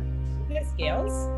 Yeah. Dragon, Fur. dragon, Like scale. dragon devil don't I have pictured it fur. being like furry. I don't know why. Like Sully from Monsters Inc. Strange imaginations up there, Laura, about things. Yeah, I don't know. You just picture dragons as like these fluffy creatures. I don't know what I. Yeah, like I pictured like a really scary Sully with wings.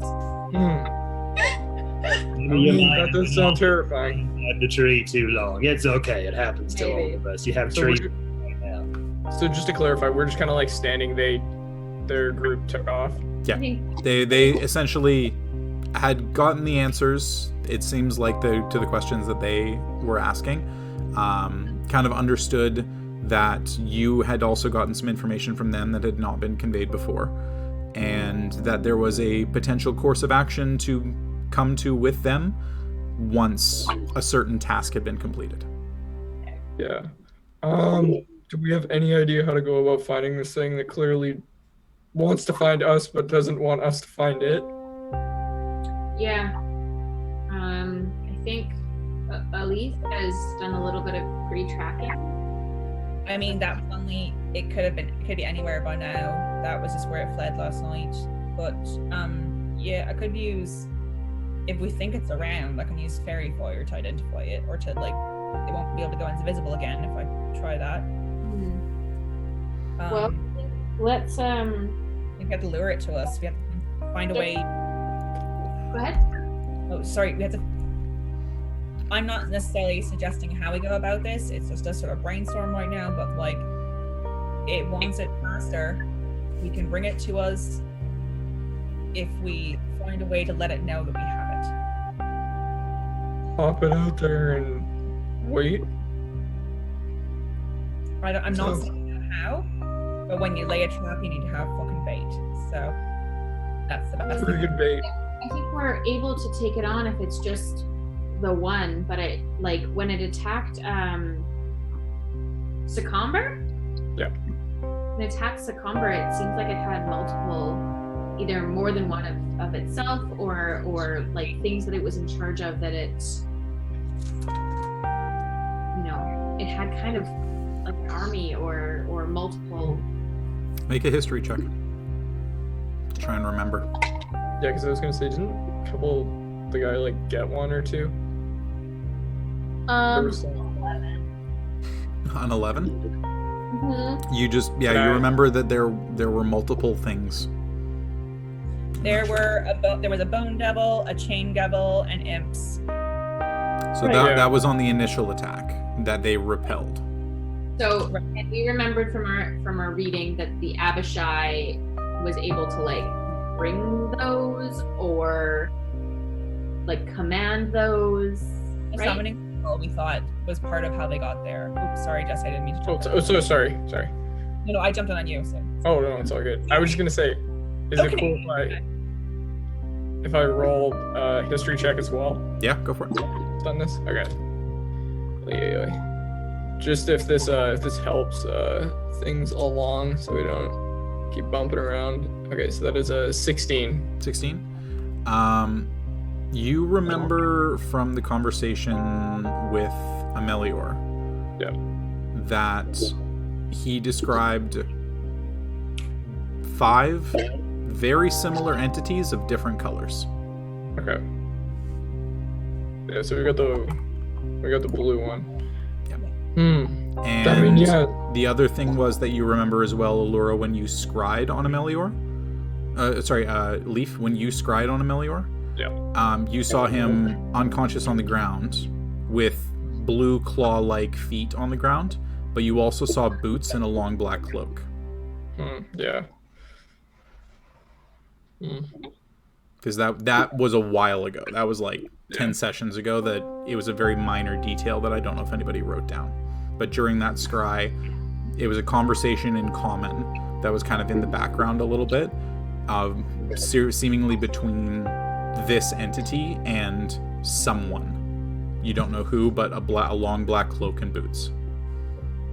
Leaf, do you think you could scry on this creature? Did I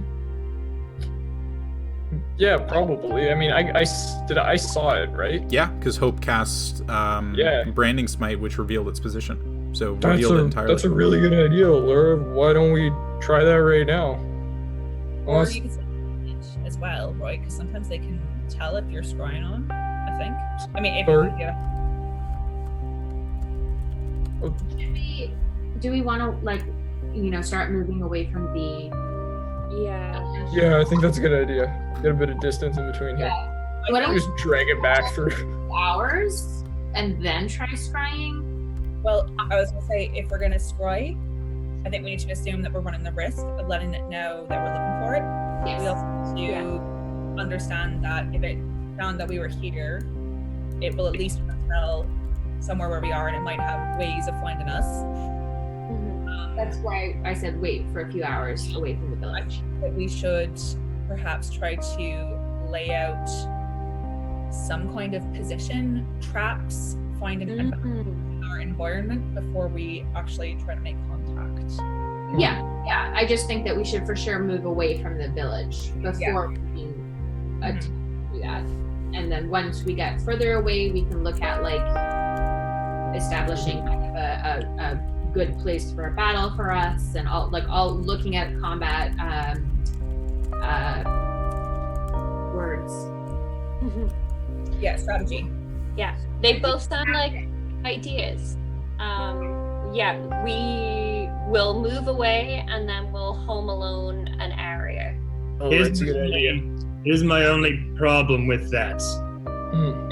We have the thing we were sent to find to alleviate what was going on in Leaf's dreams. Now it has become a much bigger issue with an entity that could possibly wipe this whole plane out. I don't think we should be so risky willy-nilly go off to find this Abishai when we have the thing we need. I think that we should bring this to a protective site to people who can protect it properly. Make sure that we know what we're dealing with before we start using a possible world-ending entity as bait. I think part of the problem, where? Who do we have no resources, no powerful friends who'll protect it for us. The only friends we have in this scenario, their village just got burned to the ground, and we can't really call them our allies right now. What about the wizard in the Underdark? Doesn't he have connections to powerful people that could possibly help with this? We don't trust that guy. I don't even trust that guy as far as I can throw him at all. Les, we're not using it as bait. If anything, we're potentially baiting ourselves by trying to draw it out. I don't feel like we've currently got a safe place to put it. The safest space is with ourselves. Well, let's talk it out. Like, who do we know right now? We're walking, by the way.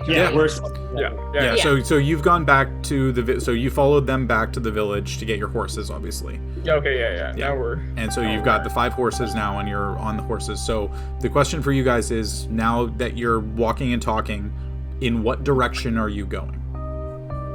East. Yeah, I want to go east. Okay. So do you want to go east, just trying to find Lady Morgways, or are you trying to get out of the High Forest? What is it you're trying to do? I think the Lady Morgways thing is the best option. I'm probably going to be doing... Jordy, can I do something that, isn't fully... I'm trying to be really unobvious that I'm also trying to find the furbolgs that have been, described as in this area. Yeah.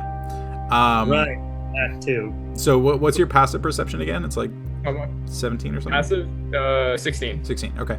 I'm looking for literally anything. Yeah. So the pieces of knowledge that you've picked up so far have been given to you by entities that have been here since you would have been a baby. Yeah. Right?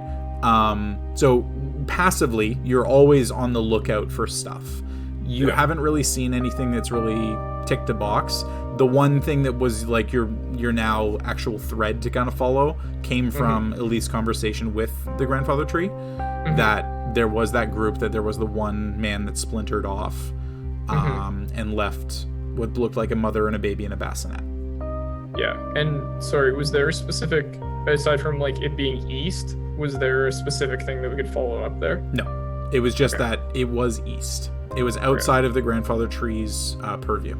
Okay, cool. Yeah. So yeah, east, and like casually kind of like, anyone leave? I'm looking for like Snickers wrappers, which we all know Furbolgs love. Little blue turds. Yeah. Oh, there they are. Yeah. All right. So I'll keep that in mind. So having this conversation as you're walking. Continue. Yeah. So I was trying to instigate just going through who are our allies right now that we know of. That could potentially be people we could talk to about this. If not, we'll put them in a different column. But right now, as far as like powerful possible allies or people we know, there's Crazy Wizard in Underdark. There's Crazy Catman, who I don't think is dead, right? He's still alive. Yeah, you saved him. Yeah. So Crazy Catman is potentially, I think, the most powerful ally we have right now, as far as a wizard. What about a Lady Silverhand? Oh, Amelior, you mean? Yeah, Lady Silverhand, or what about, sorry, what's his face? The commander? Raiden Borsk, Lieutenant. Raiden Borsk, which is more of a military, based in Baldur's Gate. Waterdeep. Waterdeep. So one, we have a wizard, we have a powerful military leader, Lady Silverhand. And out of those, I think that's pretty much it, right? As far as like allies go. I mean, in terms of like powerful allies that you've met since getting back together, yeah, that would be about it. Like, you also have differing connections elsewise. That was gonna be, do you, like, aside from, do you people know anyone? Less, I know your connections aren't, you don't really know as many people here. I mean, apart from the people on the ship that I worked on, I had a hard time trying to make connections anyone above me. Even if back then, I don't even know if I have those same connections. God almighty, it's been so long. And I start thinking, it's all good, dude. We'll figure it out. Does anyone else know anyone? I mean, kind of, but no one I can rely on. That I, old connections maybe. I trust. Jordy, Nope. Oh, sorry. I was just gonna say no one that I can bet from a position of ever being currently involved in stakes as high as these ones are for myself. Old connections that weren't really mine or my mother's.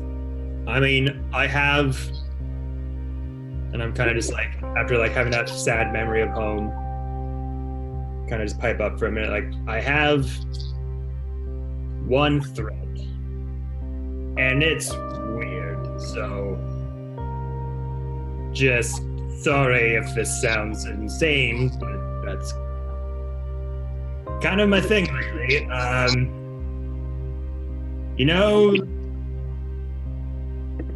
Creepy dragon voice up in here sometimes.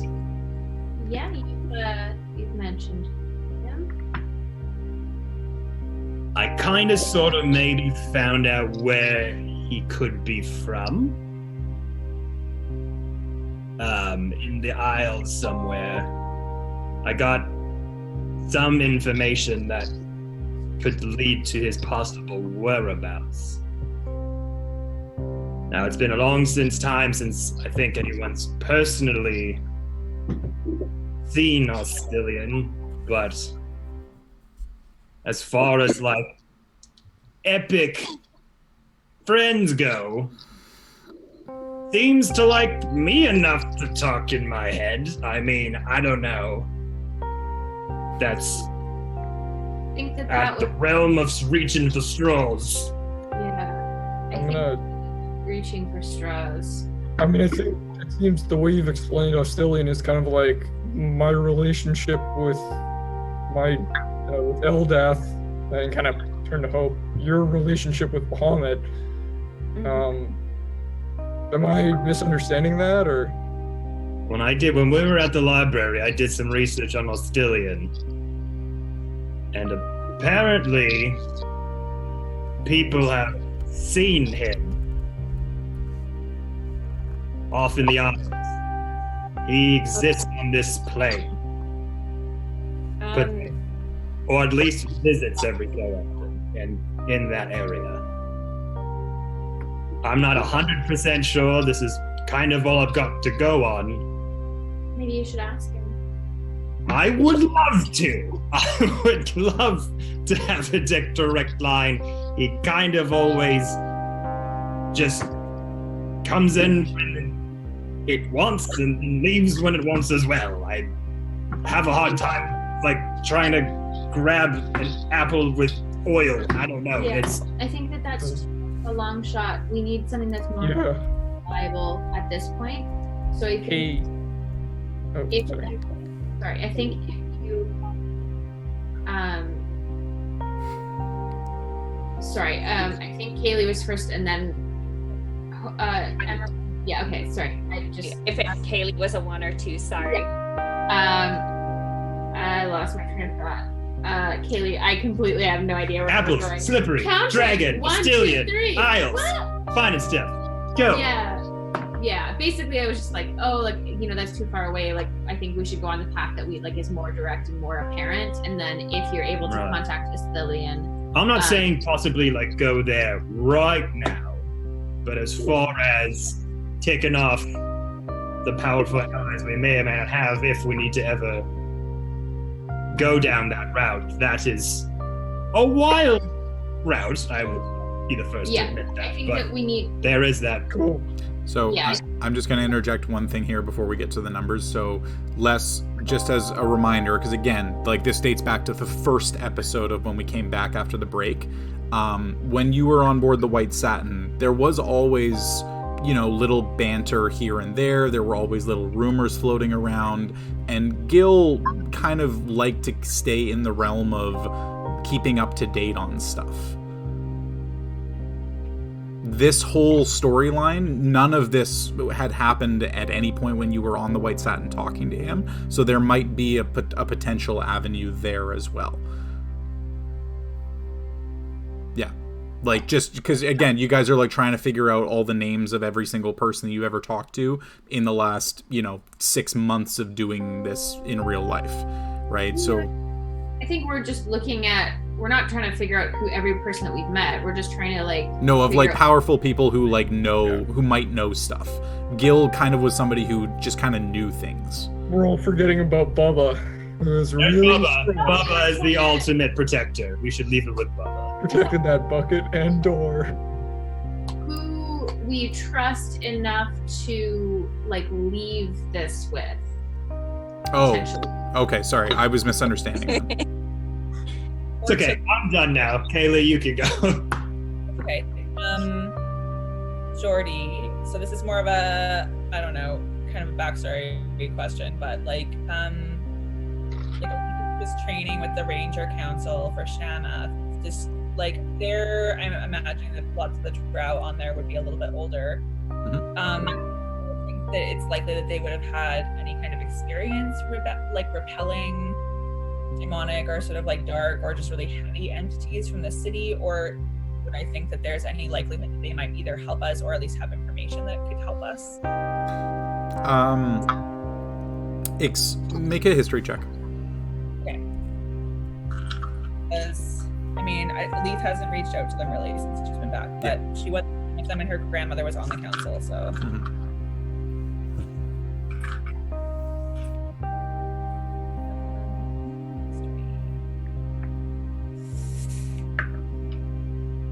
That's going to be a 9. Drow stay out of the affairs of other elves. Unless forced together for some reason. You wouldn't know. Okay. Yeah, it was come help us with this wood elf problem, but more hey, help me. Yeah. But I get it. Yeah, it's with all of this backstory and knowing what you would have to explain to them to get that to the point where they would be comfortable assisting, there would be a hard stop as soon as elves, high elves, wood elves, sea elves are all mentioned. Okay. Hope? Yeah, I kind of wanted to talk to Les a little bit and be like, I think that's a really interesting avenue to potentially explore later. I also think from how you've described your relationship with Ostilian, like could potentially be really helpful if you sat down with Leaf and kind of had him like help guide you or just show you how he convenes with his deity. Like That's true. That is true. I think he has offered in potentially more subtle ways of trying to assist you in speaking with Ostilian,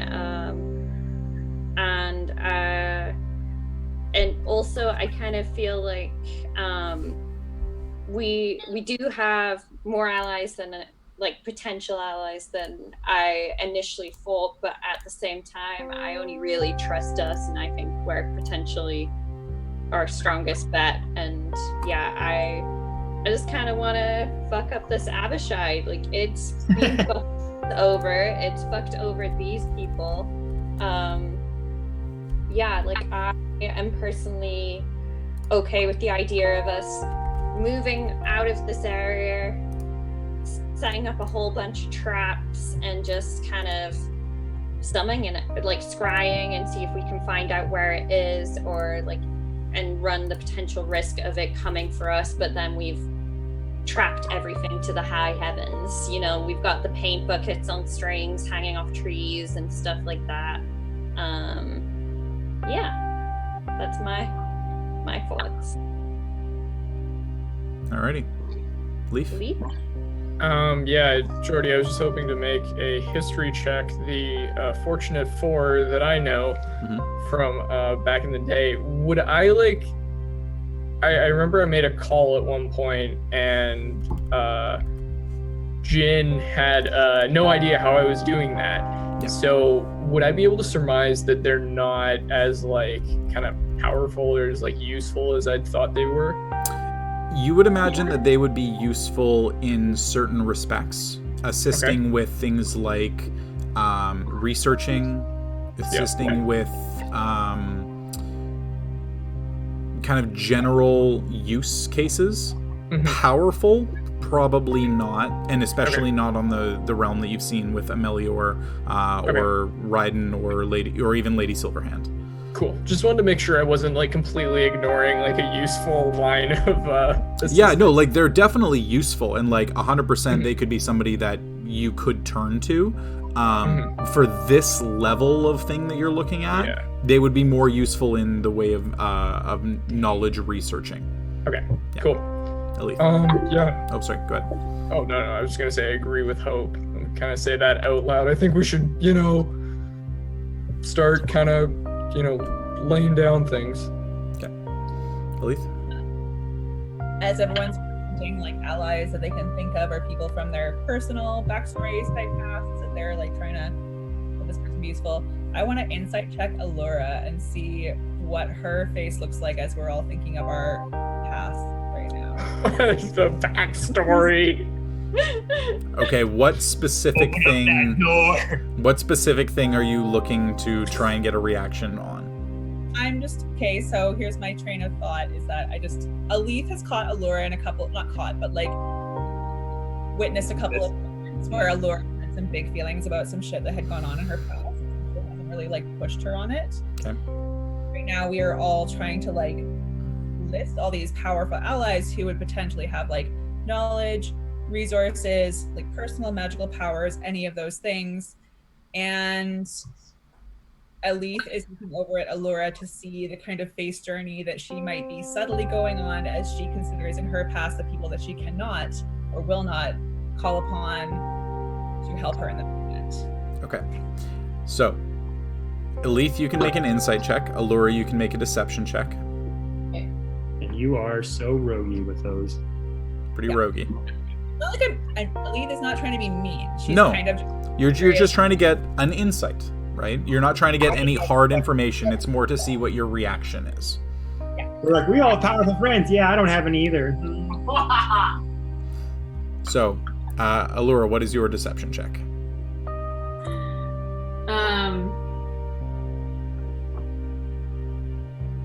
Where? Okay. Where? A casual 7. 7. All right. Achaidh. 3. You rolled a 3. I got a 16 and my insight is 9, so 20. Yo, let's go. 25. Okay. So, All right, open book. Hide your feelings from me, Allura. so there are no words. Obviously, you're not trying to gain any degree of that. It would be more that Allura's guide, because of how many people are talking right now, Allura's normal composure has kind of slipped a little bit.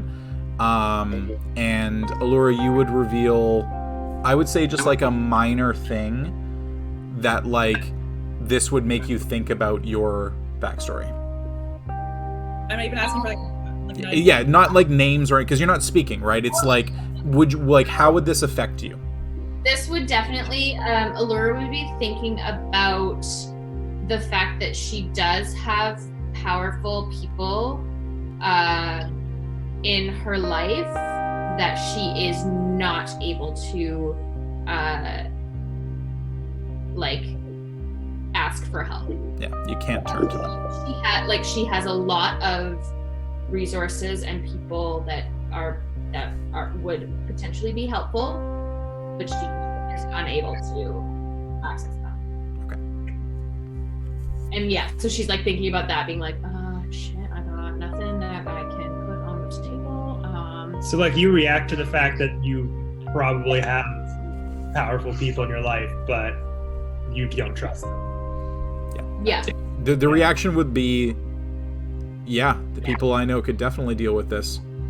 Wouldn't fucking let them within 5 miles of it. Because you know that dealing with it is very different than dealing with it.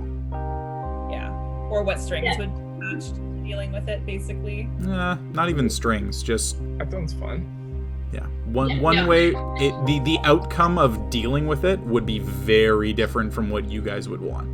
Yeah, and like it's a whole can of worms that just like Your face winces when we talk about our own powerful friends. Yeah. Are we all just like standing there just staring at each other like, so what are we doing? No, you're all like super introspective. Like you're all going back and like racking your brains. And Achaidh, you just, with the amount of time you've spent with Allura with the break, that like you instinctively are looking over because you follow your one major thread and then kind of think like, I wonder what Allura's threads are. Yeah, that's exactly that was Kayleigh's thoughts and Aleth's thoughts. Was like, oh shit, there's people from my past that I can't ask. I got you, girl. I got you. Allura has people from her past that she can't ask. Yeah. No, that she can, that she chooses not to. Okay, well, yeah, but that are not available to her for whatever reason. Yes. Anyway, I think Achaidh would probably, if she's near Allura, she'd probably just like give her like a little nudge and like just kind of like. All right. So. You're not alone here. So with that, everybody heading east. Oh, Allura. Did Allura make a roll? Did Allura notice that Achaidh was watching her? Like, what's like, your? And you kind of like. Yeah. So what is your passive perception? And Achaidh, what is your passive stealth? Passive stealth is 10 plus your stealth mod. Okay. My passive stealth is what? 19. 19. I kept hearing teen. We just kept hearing teen. Teen. Teen. It's teen. It's teen. I spilled the tea.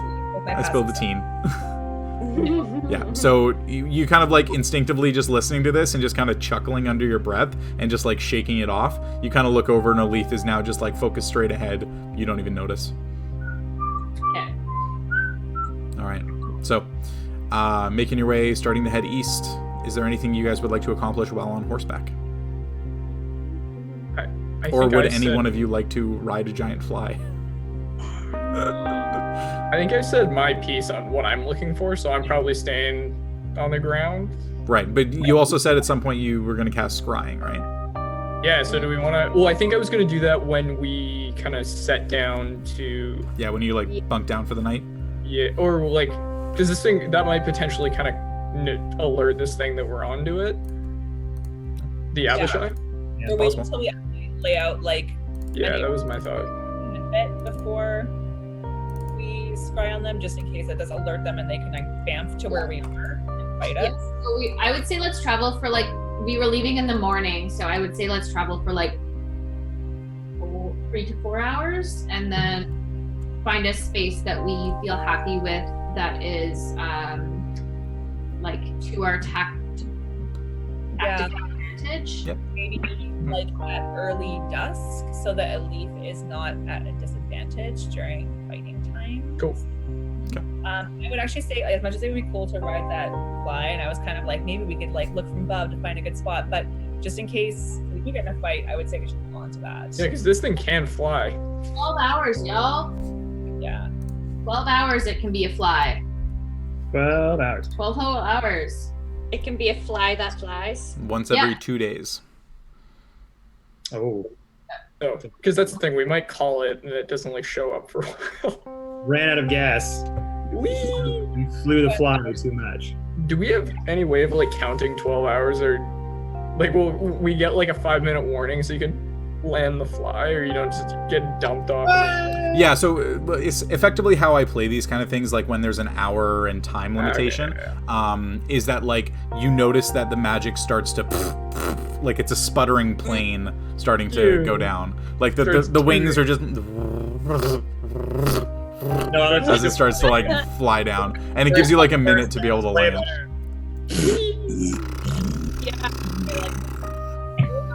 So cute.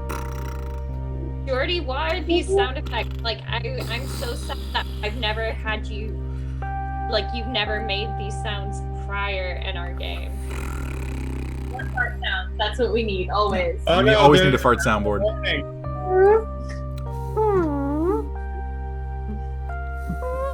All right, so with that, you guys starting to make your way heading east. Over the course of the day, obviously waking up at 10 o'clock, spending a good chunk of the morning relax, or like kind of coming to your senses and coming through stuff, and then having the conversation with Jessa and their two siblings. You know, it's probably noon by the time you actually really set out. So you travel for the better part of 6 or 7 hours. Now, the question for me is, east is a very general direction. If you guys look on your map, where is it really that you are starting to head, or are you just kind of blindly going east and you'll think of it as it comes? Okay, so like in my head, it feels like going towards Hell's Gate Keep, or the Yeah, Hellgate Keep. Hellgate Keep. Does that make sense? That seems like that was the other big thing on the map, Yeah, like that landmark that we know of. I feel like that's the best direction we could potentially Yeah. go. Essentially, if we want to open up a Hellgate, we'll know where to go. First story, right? Sorry? That makes sense with Mark Ways' story. Yeah, well, Hellgate Keep is where the Feyre had taken over, and she's gonna go and take it back. yeah, and also there was the discussion as well around that, which kind of ties into the Tree Ghost, that the Blue Bear tribe, that shaman that had led them astray and was essentially forced out, they had to head east as well. Okay, yeah, I think that's probably the best idea. We should go that direction. Okay, so kind of like east-northeast kind of thing? Yeah. Okay. Jordy, Morgwise, like surrounded castle tower that the Eric Core showed me. I know that I was not able to get any sense of direction from that, Mhm. but if I saw like those exact surroundings again or close to, do you think did I get enough of a look of it in the vision that I would be able to sort of like identify that? The tower that you saw, because it was a long time ago, you're not sure if it would be identical, but I'll say with a high enough check, there would be a pretty good shot at being able to identify it. But Yeah. that's more like if I'm kind of close to it and I'm like, oh, Yeah, there's if a- you're close to it, you get a good look at it, you think you can maybe identify it, I'll let you roll for it. Yeah, cool. Okay, all right. So 6 or 7 hours pass, evening definitely upon you now. Obviously, you've still got a little bit more time that you can still continue traveling, but Leaf, if you wanted to. Yeah, I think like I want to kind of make sure that we're able to, you know, settle in like an area that we think is decent for combat. Yeah. So, and that's the Like, thing we're is, you're traveling basically by yourselves on non-existent paths. Like, Okay, travel cool. is slow. You are very much not following a preset path. These are not things that are commonly well traveled. You're blazing a trail in that respect, and it is a slow pace. Cool. So you do have, eventually there will be a series of places that you'll be able to find. Okay, yeah. I think, like, what, are we all kind of in agreement? Like a clearing, but maybe there's some cover, standard kind of fair, so we're not, like, right out in the open, but we're still, like, you know, it's not completely obscured vision. That makes sense? We're still in the forest, right? Yeah, so, like, when we find something like that, maybe, does that sound like something we can do? Yeah. Okay, cool. Leaf would probably also like lay a couple traps. I'm assuming she knows how to do some like large traps, hunting stuff. Like if there's something that some way that we can like sort of prepare an area that's could potentially fuck up the Abishai. Like maybe rope in between and kind of like disguise with a little bit of dust so it's hard to see, and like if it tries to fly through there, like boing, like gets clothesline. Sure, it'll make a dex save or fall prone. Watch out, Marv! Okay. You know what? Spare some hit points, so I'm down for it. Okay. So what I'll get you guys to do at this point, Elith and Leaf, because you two are the most traveled through forest areas. I'll get you guys to go ahead. Sorry? Oh, I was going to say specifically the high forest. Yeah. I'll get you guys to go and make survival checks for me. Yeah. Do we have a map of the Sword Coast yet? Or Yeah, we do. We've had it since the start, I think. I'm trying to find it in the Slack. It's going to be right at the top, I think. Yeah, it probably is. Jordy? Anyway, Sorry? the doctor released a bunch of maps in Secomber when the town was burnt down. We went to that like trading outpost thing. Yeah. Yeah. Just cast So survival checks for Leaf and Leaf. I was just going to ask, can I use guidance on that, or is this like a consistent thing? Like it's kind of over a period It's of time? consistent. Yeah, it's over a period of time. Okay, so I can't use guidance. Okay, then 19. 19. Okay. Elif? 17. 17. Okay. Between the two of you, and Elif, that's with all of your bonuses and everything. I rolled a 4, so yes. Oh, yeah. Okay. So yeah, between the two of you, you're used to figuring out travel times, right? Knowing how long it takes to get from point A to point B.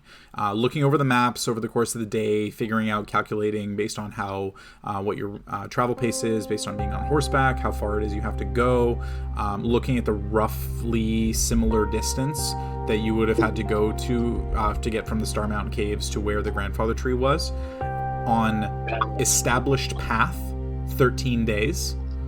On no path, with no real direction of knowing exactly where you're going, this journey would probably take you about a month. Mm-hmm. We don't have a month. Just so you're aware, it will take you about a month based on what today's travel looked like. Unless you find some kind of a path, it'll take you about a month to get to where you're going, to get to Hellgate Keep. I just want to clarify, we're not really trying to go there. We're just heading in this direction to get far enough away from the village that we can take down this fucking Abishai and ambush it. Because I think, at least I'll check in with you guys at this point, but like our main plan is to get this Abishai, kill it, and then get the bow and get Jessa and their siblings help. Yeah. So we're not really That's the thought. go all the way there in this journey. Okay. Yeah. Sorry, so that was just what I was asking earlier. Like, is it just a general, we're heading east, or is it, no, we have a specific destination in mind, we're going here? Yeah. Go towards there since we have to go in a direction of some kind. Yeah. I think it was like using that as a marker. Okay, all right, fair enough. So, well, then, in that case, you're armed with the knowledge that setting out from the Grandfather Tree, going to Hellgate Keep, it would probably take you about a month to get there. Yeah. Okay. I don't think we're trying to do that right now. And we also don't have because we have to go back and fucking fake a cache. Yeah. Here we go. Well, app to deliver. I have an app to deliver. So, yeah. Leaf. Okay, cool.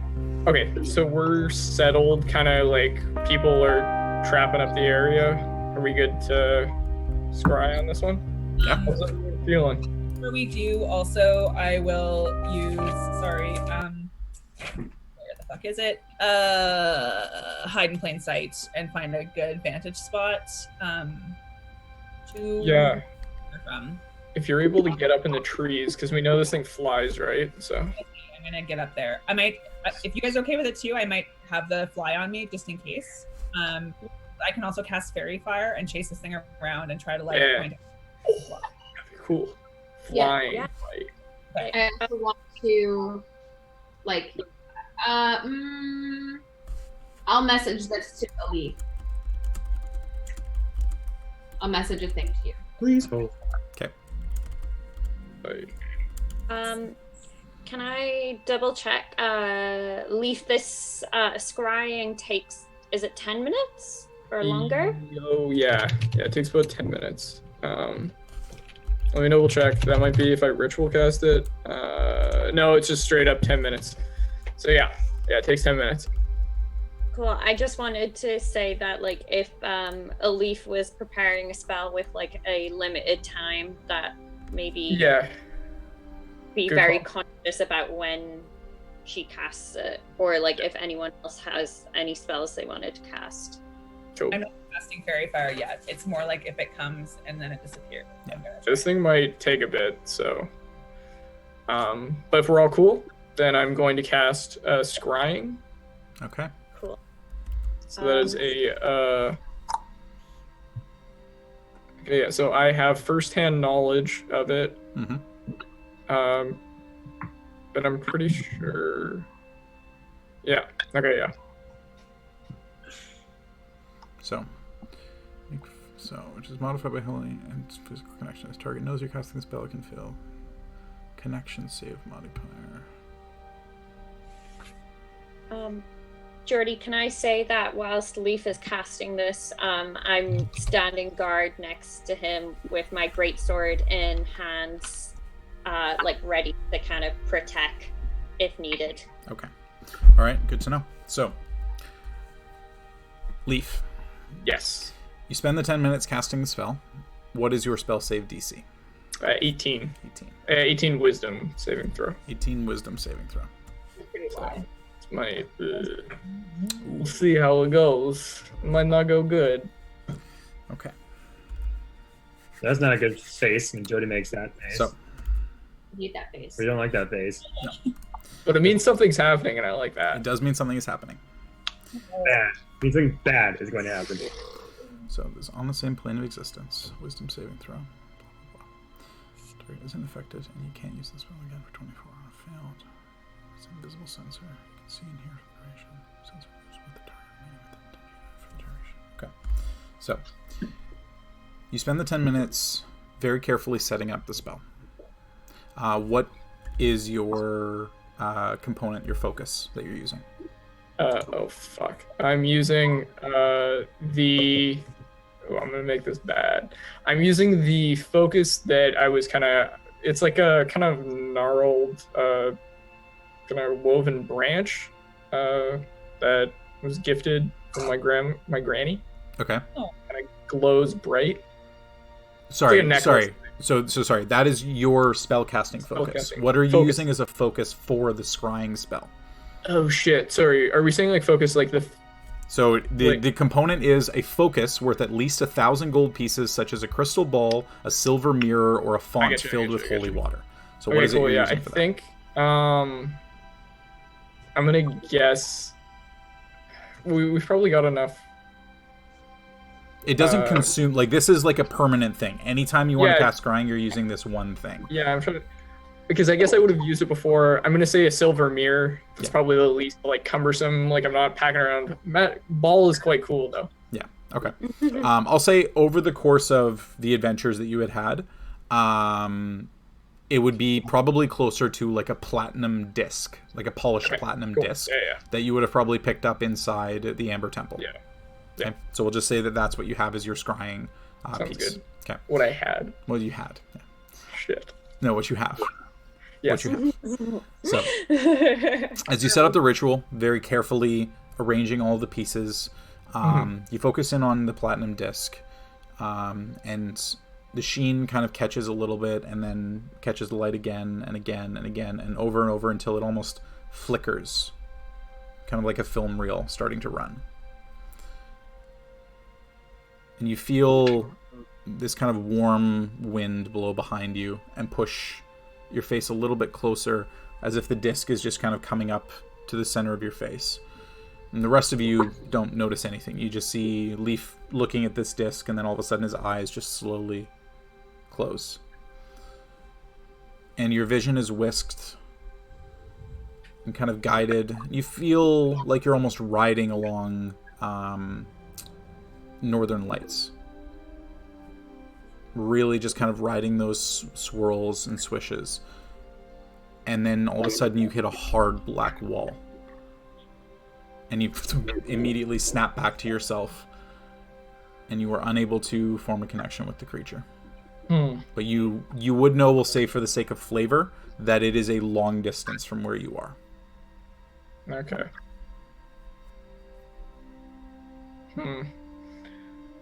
Gang, this thing isn't around here. I don't know. Do we think cracking open that napkin is gonna do anything, or? I mean,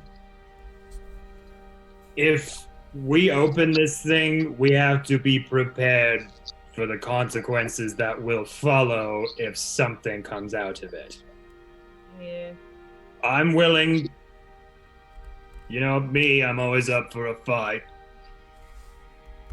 But we have to understand that we could potentially be releasing something as well. We tried scrying on this. Lee, what do you think about potentially casting sending and telling him, hey, we hear you're looking for us? Yeah. I mean, it does know that I cast that spell on it. Would I understand that, or? No, the creature doesn't know. A failed save.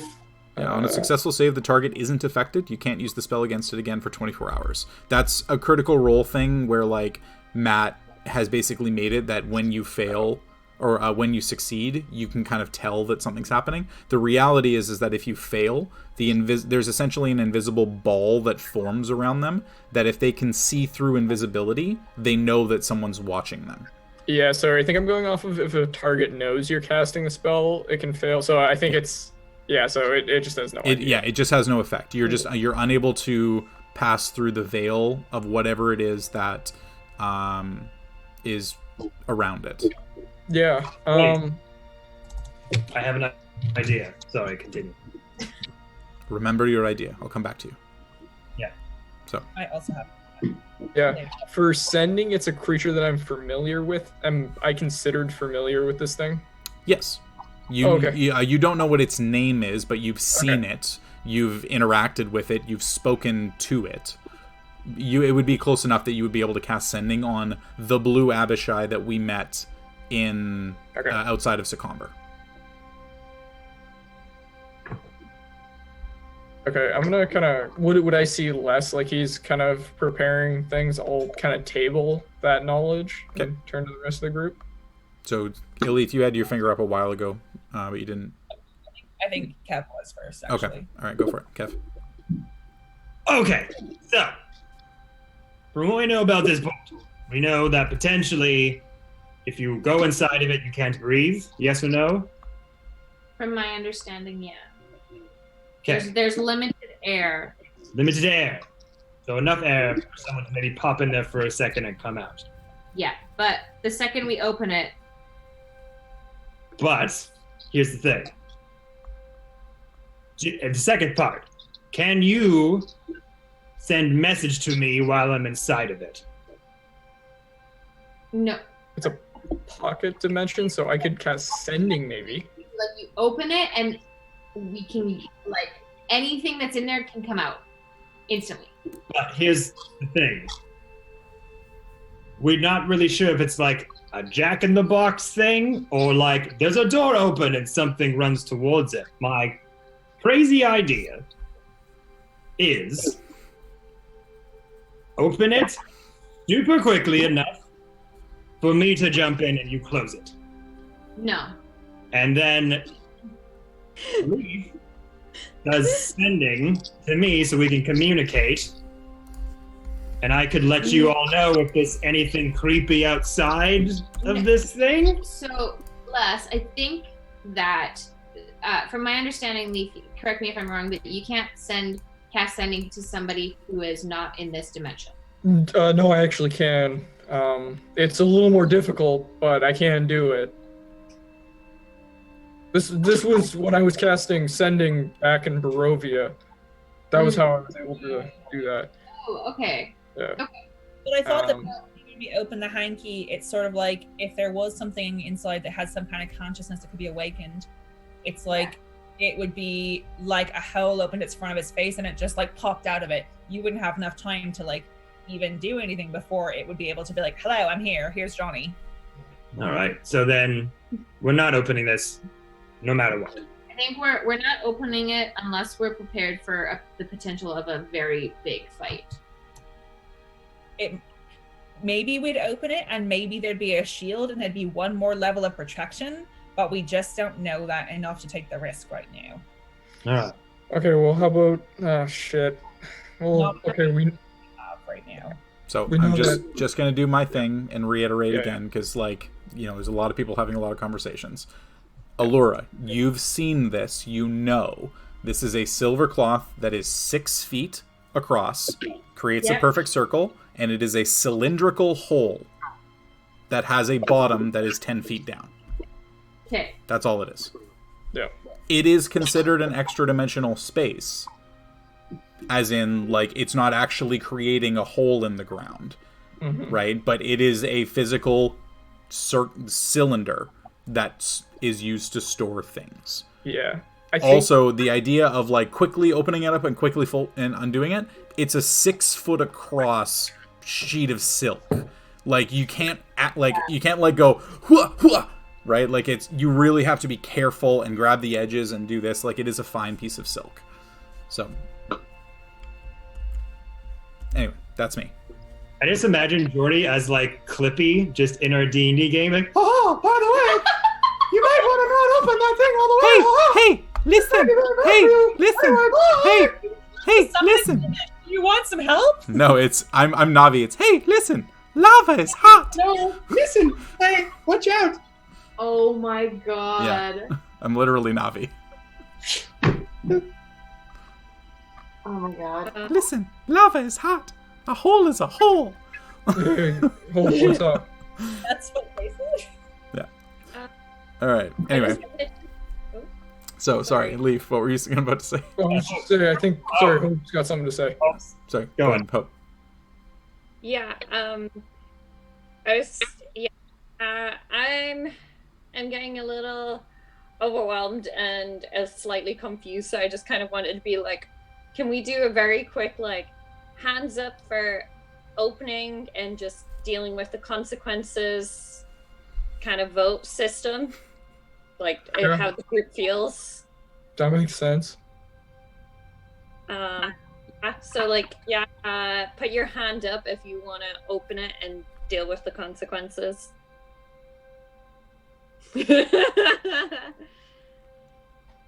Alright, so we got 3 out of 5. That's I think majority. that's group consensus.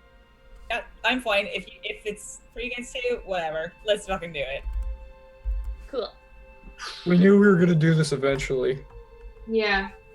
I think that we should just prepare ourselves for the potential of something drastic happening. Leaf, can you bless me now? As I'm like pulling it out of my like tinderbox in my back pouch. I mean, I can bless right on the... So thing, it's right? it is an action to unfold the hole. So if you bless, Allura uses her action, she'll still get 9 turns of bless.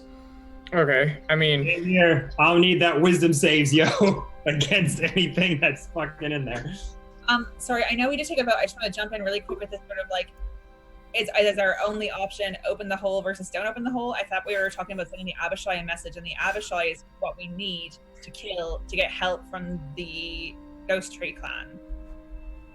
Is our first option before potentially unleashing Gargoth on the world, not just sort of like, let's try and fuck up its minions first?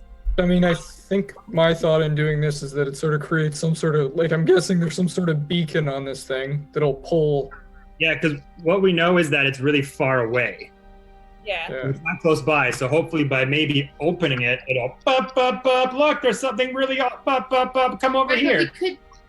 Leaf would be able to potentially cast Sending to this thing and tell. Look, I don't have, like, unlimited spell slots, unfortunately, so whatever we do, let's figure it out, because... Yeah, sorry, I wasn't trying to make things more confusing. I was just sort of like... Okay, you're right. So, I mean, if something comes out, then use your spell slots, Leaf. I don't want to... That's my, thought, yeah. Yeah, no, But I think the plan is to open it up in hopes of attracting the Abishai to us as like a beacon. Right, but what if we unleash Gargoth and the Abishai joins us? Fuck them both up. We're gods. Yeah, I like that attitude. All right, we hitting it? Yeah. Bruno, let's go. No. I've got an even better one. Hold up. But yeah, I'm gonna need that bless real quick Okay. if there's any wisdom saves going on. So Laura pulls it out. Okay. Wait, did we put the paint cans up? So, Leaf, do you want to cast Bless? I'm gonna... Fuck. Yeah, sure. Okay. Yeah, I'll cast... No, I'm gonna cast Bless on... Allura, Bless, and Hope. Okay. So, Bless goes. Allura, as you're unfolding, you feel a little bit safer, and you...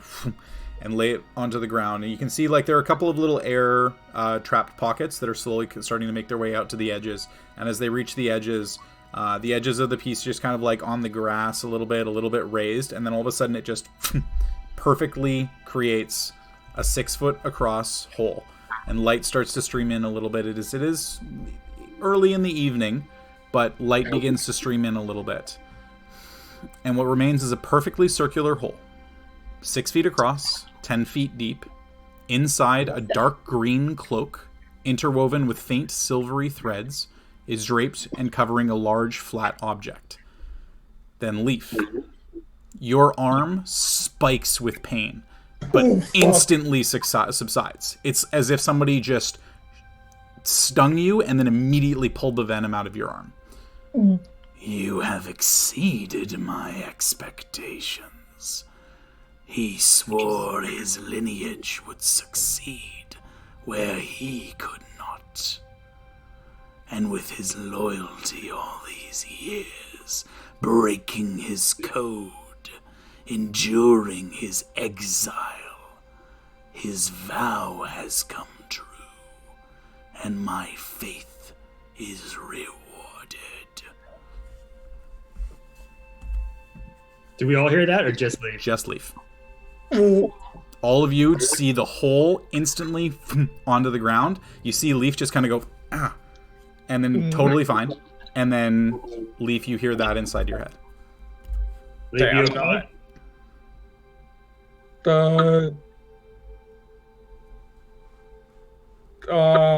Your arm okay? Yeah. How's everyone else feeling? Anyone got a headache or anything? Or, Think I'm okay so far? No, I just have my lightning javelin out, like, I would have fucking ready. kind of like leaned down at the edge of the hole, It's 10 feet down. Is it just like black? at the Yeah. at the like the top corner. Yeah. I would have been like Just peering And over I- the edge. cloak over a flat shield like thing. You would imagine. Well, we're not dead. Great job there. And we know that the shield is here. So I think we close this right back up. And Feel anything? Like, do we think it could have sent out some kind of signal? I mean, I felt a little something. I won't lie about that. Yeah? Do you want to talk about it, Leaf? Let's maybe wrap this thing up and we'll couch that. So potentially, if the Abishai was connected to Fuckface, then maybe that it would have. Before they open it, like start closing it, I run at it and jump in. Okay. I like that. All right. So Les, you jump up, Hey. you jump off the edge, and you just land 10 feet down, and it's 6 feet across. And in the center, taking up what looks to be about half the hole in the middle, is a dark green cloak. You can see the edges of it, properly, nicely trimmed. You see little silvery threads kind of going down the arms and down the back, and it's just covering something flat, or relatively flat. Les, get out. Dude, what are you doing in there? There's something inside here. We know. We know there's something in there. We know that. Get out. Achaidh is still up above in the tree, disguised, and if Les goes to reach for that cloak, she's going to shoot him with an arrow or shoot Okay. his hand. All right. So you ready a shot? Let's get out of there. Anything else in here besides just the cloak? From what you can see, it's the cloak covering something flat. It's definitely raised off the bottom of the hole. Like from where your feet are, you can see that the cloak is a fair bit higher off the ground. So it's definitely covering something. Dude, Pop back up. All right. So you're easily able to reach up and kind of just hop up a little bit and vault yourself out of the hole without any real issue. As soon you as do that's that. up, I start folding up the silk. Okay. So you carefully fold it across on itself and across, and as you do, the grass underneath just kind of springs back a little bit. Nothing seems to happen. Achaidh, I'll get you to make a perception check for me. Well, all right. We're in the forest. Mhm. Let's do it. Favor terrain. Na na na. Favor terrain. Na na na. Favor I'm folding terrain. it up and instantly putting it away. Dirty 20. Dirty 20? Okay.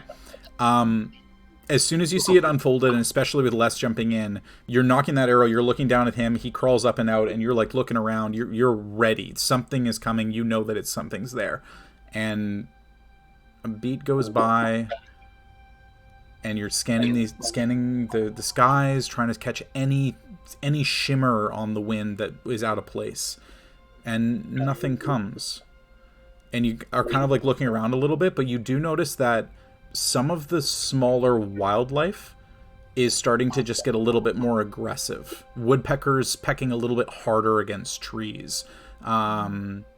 Squirrels being a little more aggressive towards each other when the hole was opened. And then now with it closing again, everything is kind of subsiding and as if they're kind of coming back to their senses a little bit. Okay, I'll file that away, and just in case Kaylee forgets, Achaidh intends to tell the group about that when they're not in like a situation where they could be attacked at any moment, and she would have to give away her position to like a creature. So, All right. So, with the portable hole opened, seeing what's on the inside, less jumping in, seemingly no ill effects. Portable hole is closed again, repocketed. Is this where you wanted to camp for the evening, or did you want to travel another hour? honestly, I'd probably stay on alert for a little bit longer. 'Cause Yeah. this thing was far away. I think we'd at least give it a good 15 or 20 before we decided Yeah. to camp. Okay. I mean, why don't we camp here if we're waiting for it to come? Like, why don't we just Yeah. camp for really good watches? Okay, here's an idea. We set up a camp and then we camp next to it. Yeah, The old fake camp. campception. I mean, technically speaking, you've got the spell scroll for Leomun's tiny hut. Oh shit, I forgot we had that. I'm gonna use that somewhere else though. It's so cute. Sorry? I can only use that once. Yeah, so it's a one and done, but it gives you an impermeable dome for 8 hours while you sleep. I'd rather Yeah. use that when we're stuck in a dungeon than Mhm. maybe wasting it on something that never comes. Okay. Yes. I know your tricks, Jordy. This is a recommendation. You already had it. Oh, we don't need? No, sir. No. I'm just also reminding you that you guys have it because Yeah. also there are a lot of items, and without the cards, the physical ones, sometimes Yeah. you forget what you have. Yeah. Cool. So yeah, I think shack down for the night. Yeah. I'm gonna stay up in her like tree perch and sort of like just doze against the tree up there, but really try to stay one hidden and two super watchful. Allura would like to, before we like go down for like bed, I'm going to spend an hour with the hammer and attune to it. There you Okay. go. There you go. So you spend an hour attuning to the hammer as everybody else is setting up all the camp. Yep. Yep. And you rest for an hour, spend the time attuning to the hammer. So how many items are you attuned to right now? That'll be my third. Yeah. You're only attuned to 2 things? Yeah. Oh, okay. Cool. Yeah, I'm attuned to the Frostblade and the Periaptive Wound Closure. Oh, shit. I thought that there was a third one for some reason. But yeah. I leave open for cool shit.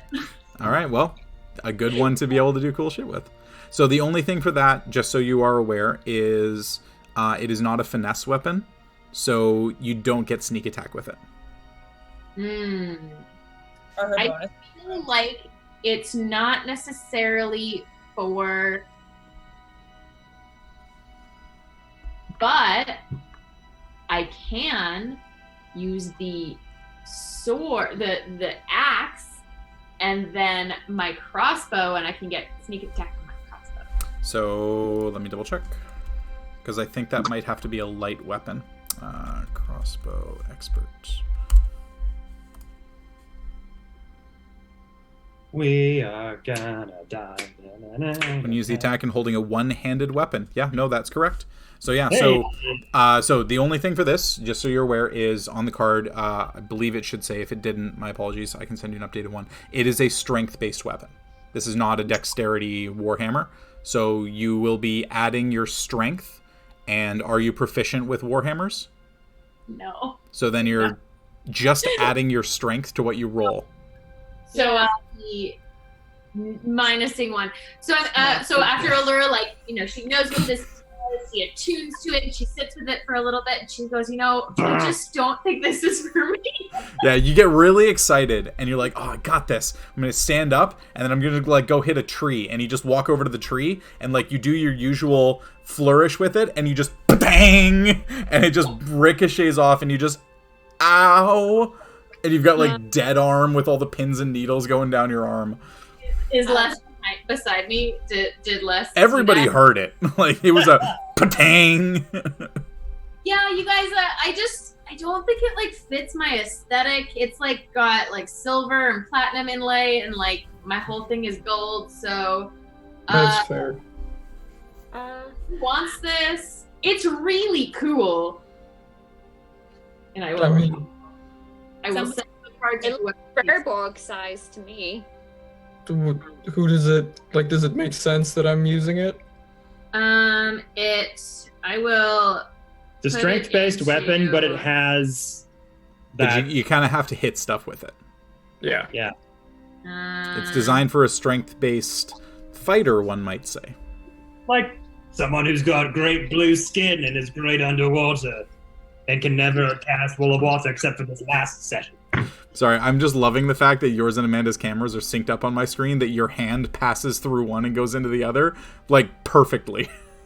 Well, I mean, it seems pretty straightforward then. If unless Hope wants it,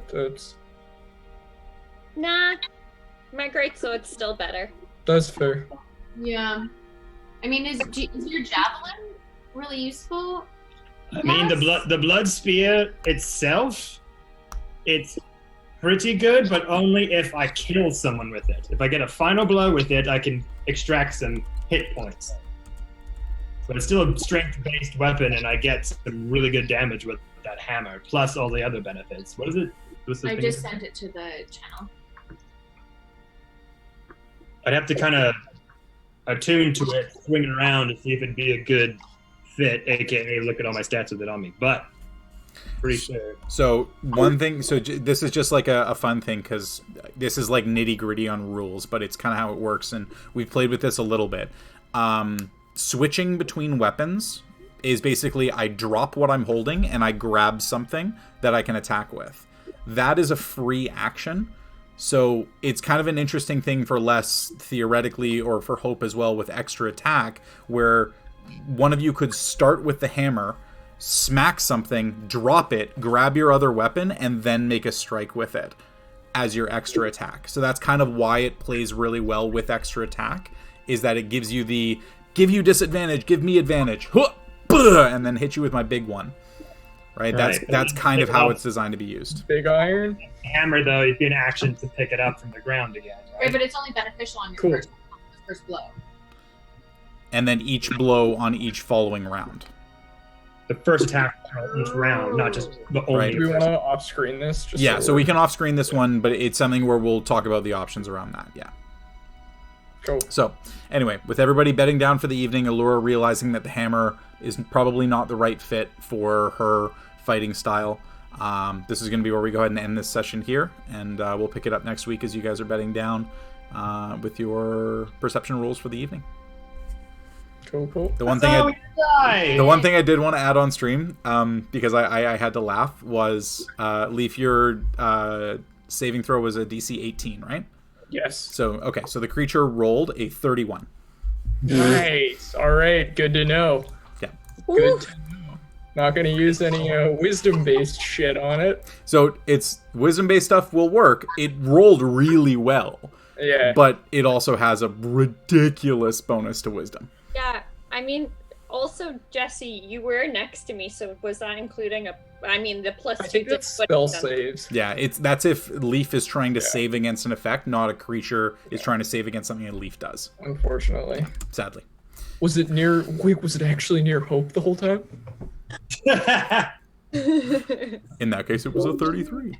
Have it there. No, but yeah, so I'm really curious to see, Jesse, what you think of that. Motherfucker, man. Like, please tell me you understood that, right? Oh yeah, no, I have no. I wrote that one down. Yeah, so, that's an important one. Awesome. All right, well, thank you guys so much for tuning in tonight. We had like 6 raids tonight from other streams, so thanks guys for that. Appreciate it. Yeah, and big thank as well to Call Me Ace for the bits and for Cinder Prism 187 for the Prime sub. Appreciate you guys. Yeah, we're gonna be back on Monday for Kevin's stream, right? Beyond the Realms. This coming Monday, yeah. Yeah, super stoked for that. That's gonna be awesome to see how that arc continues. But in the meantime, love you, awesome nerds. Thanks for tuning in, and be happy, be healthy. We'll see you guys next week.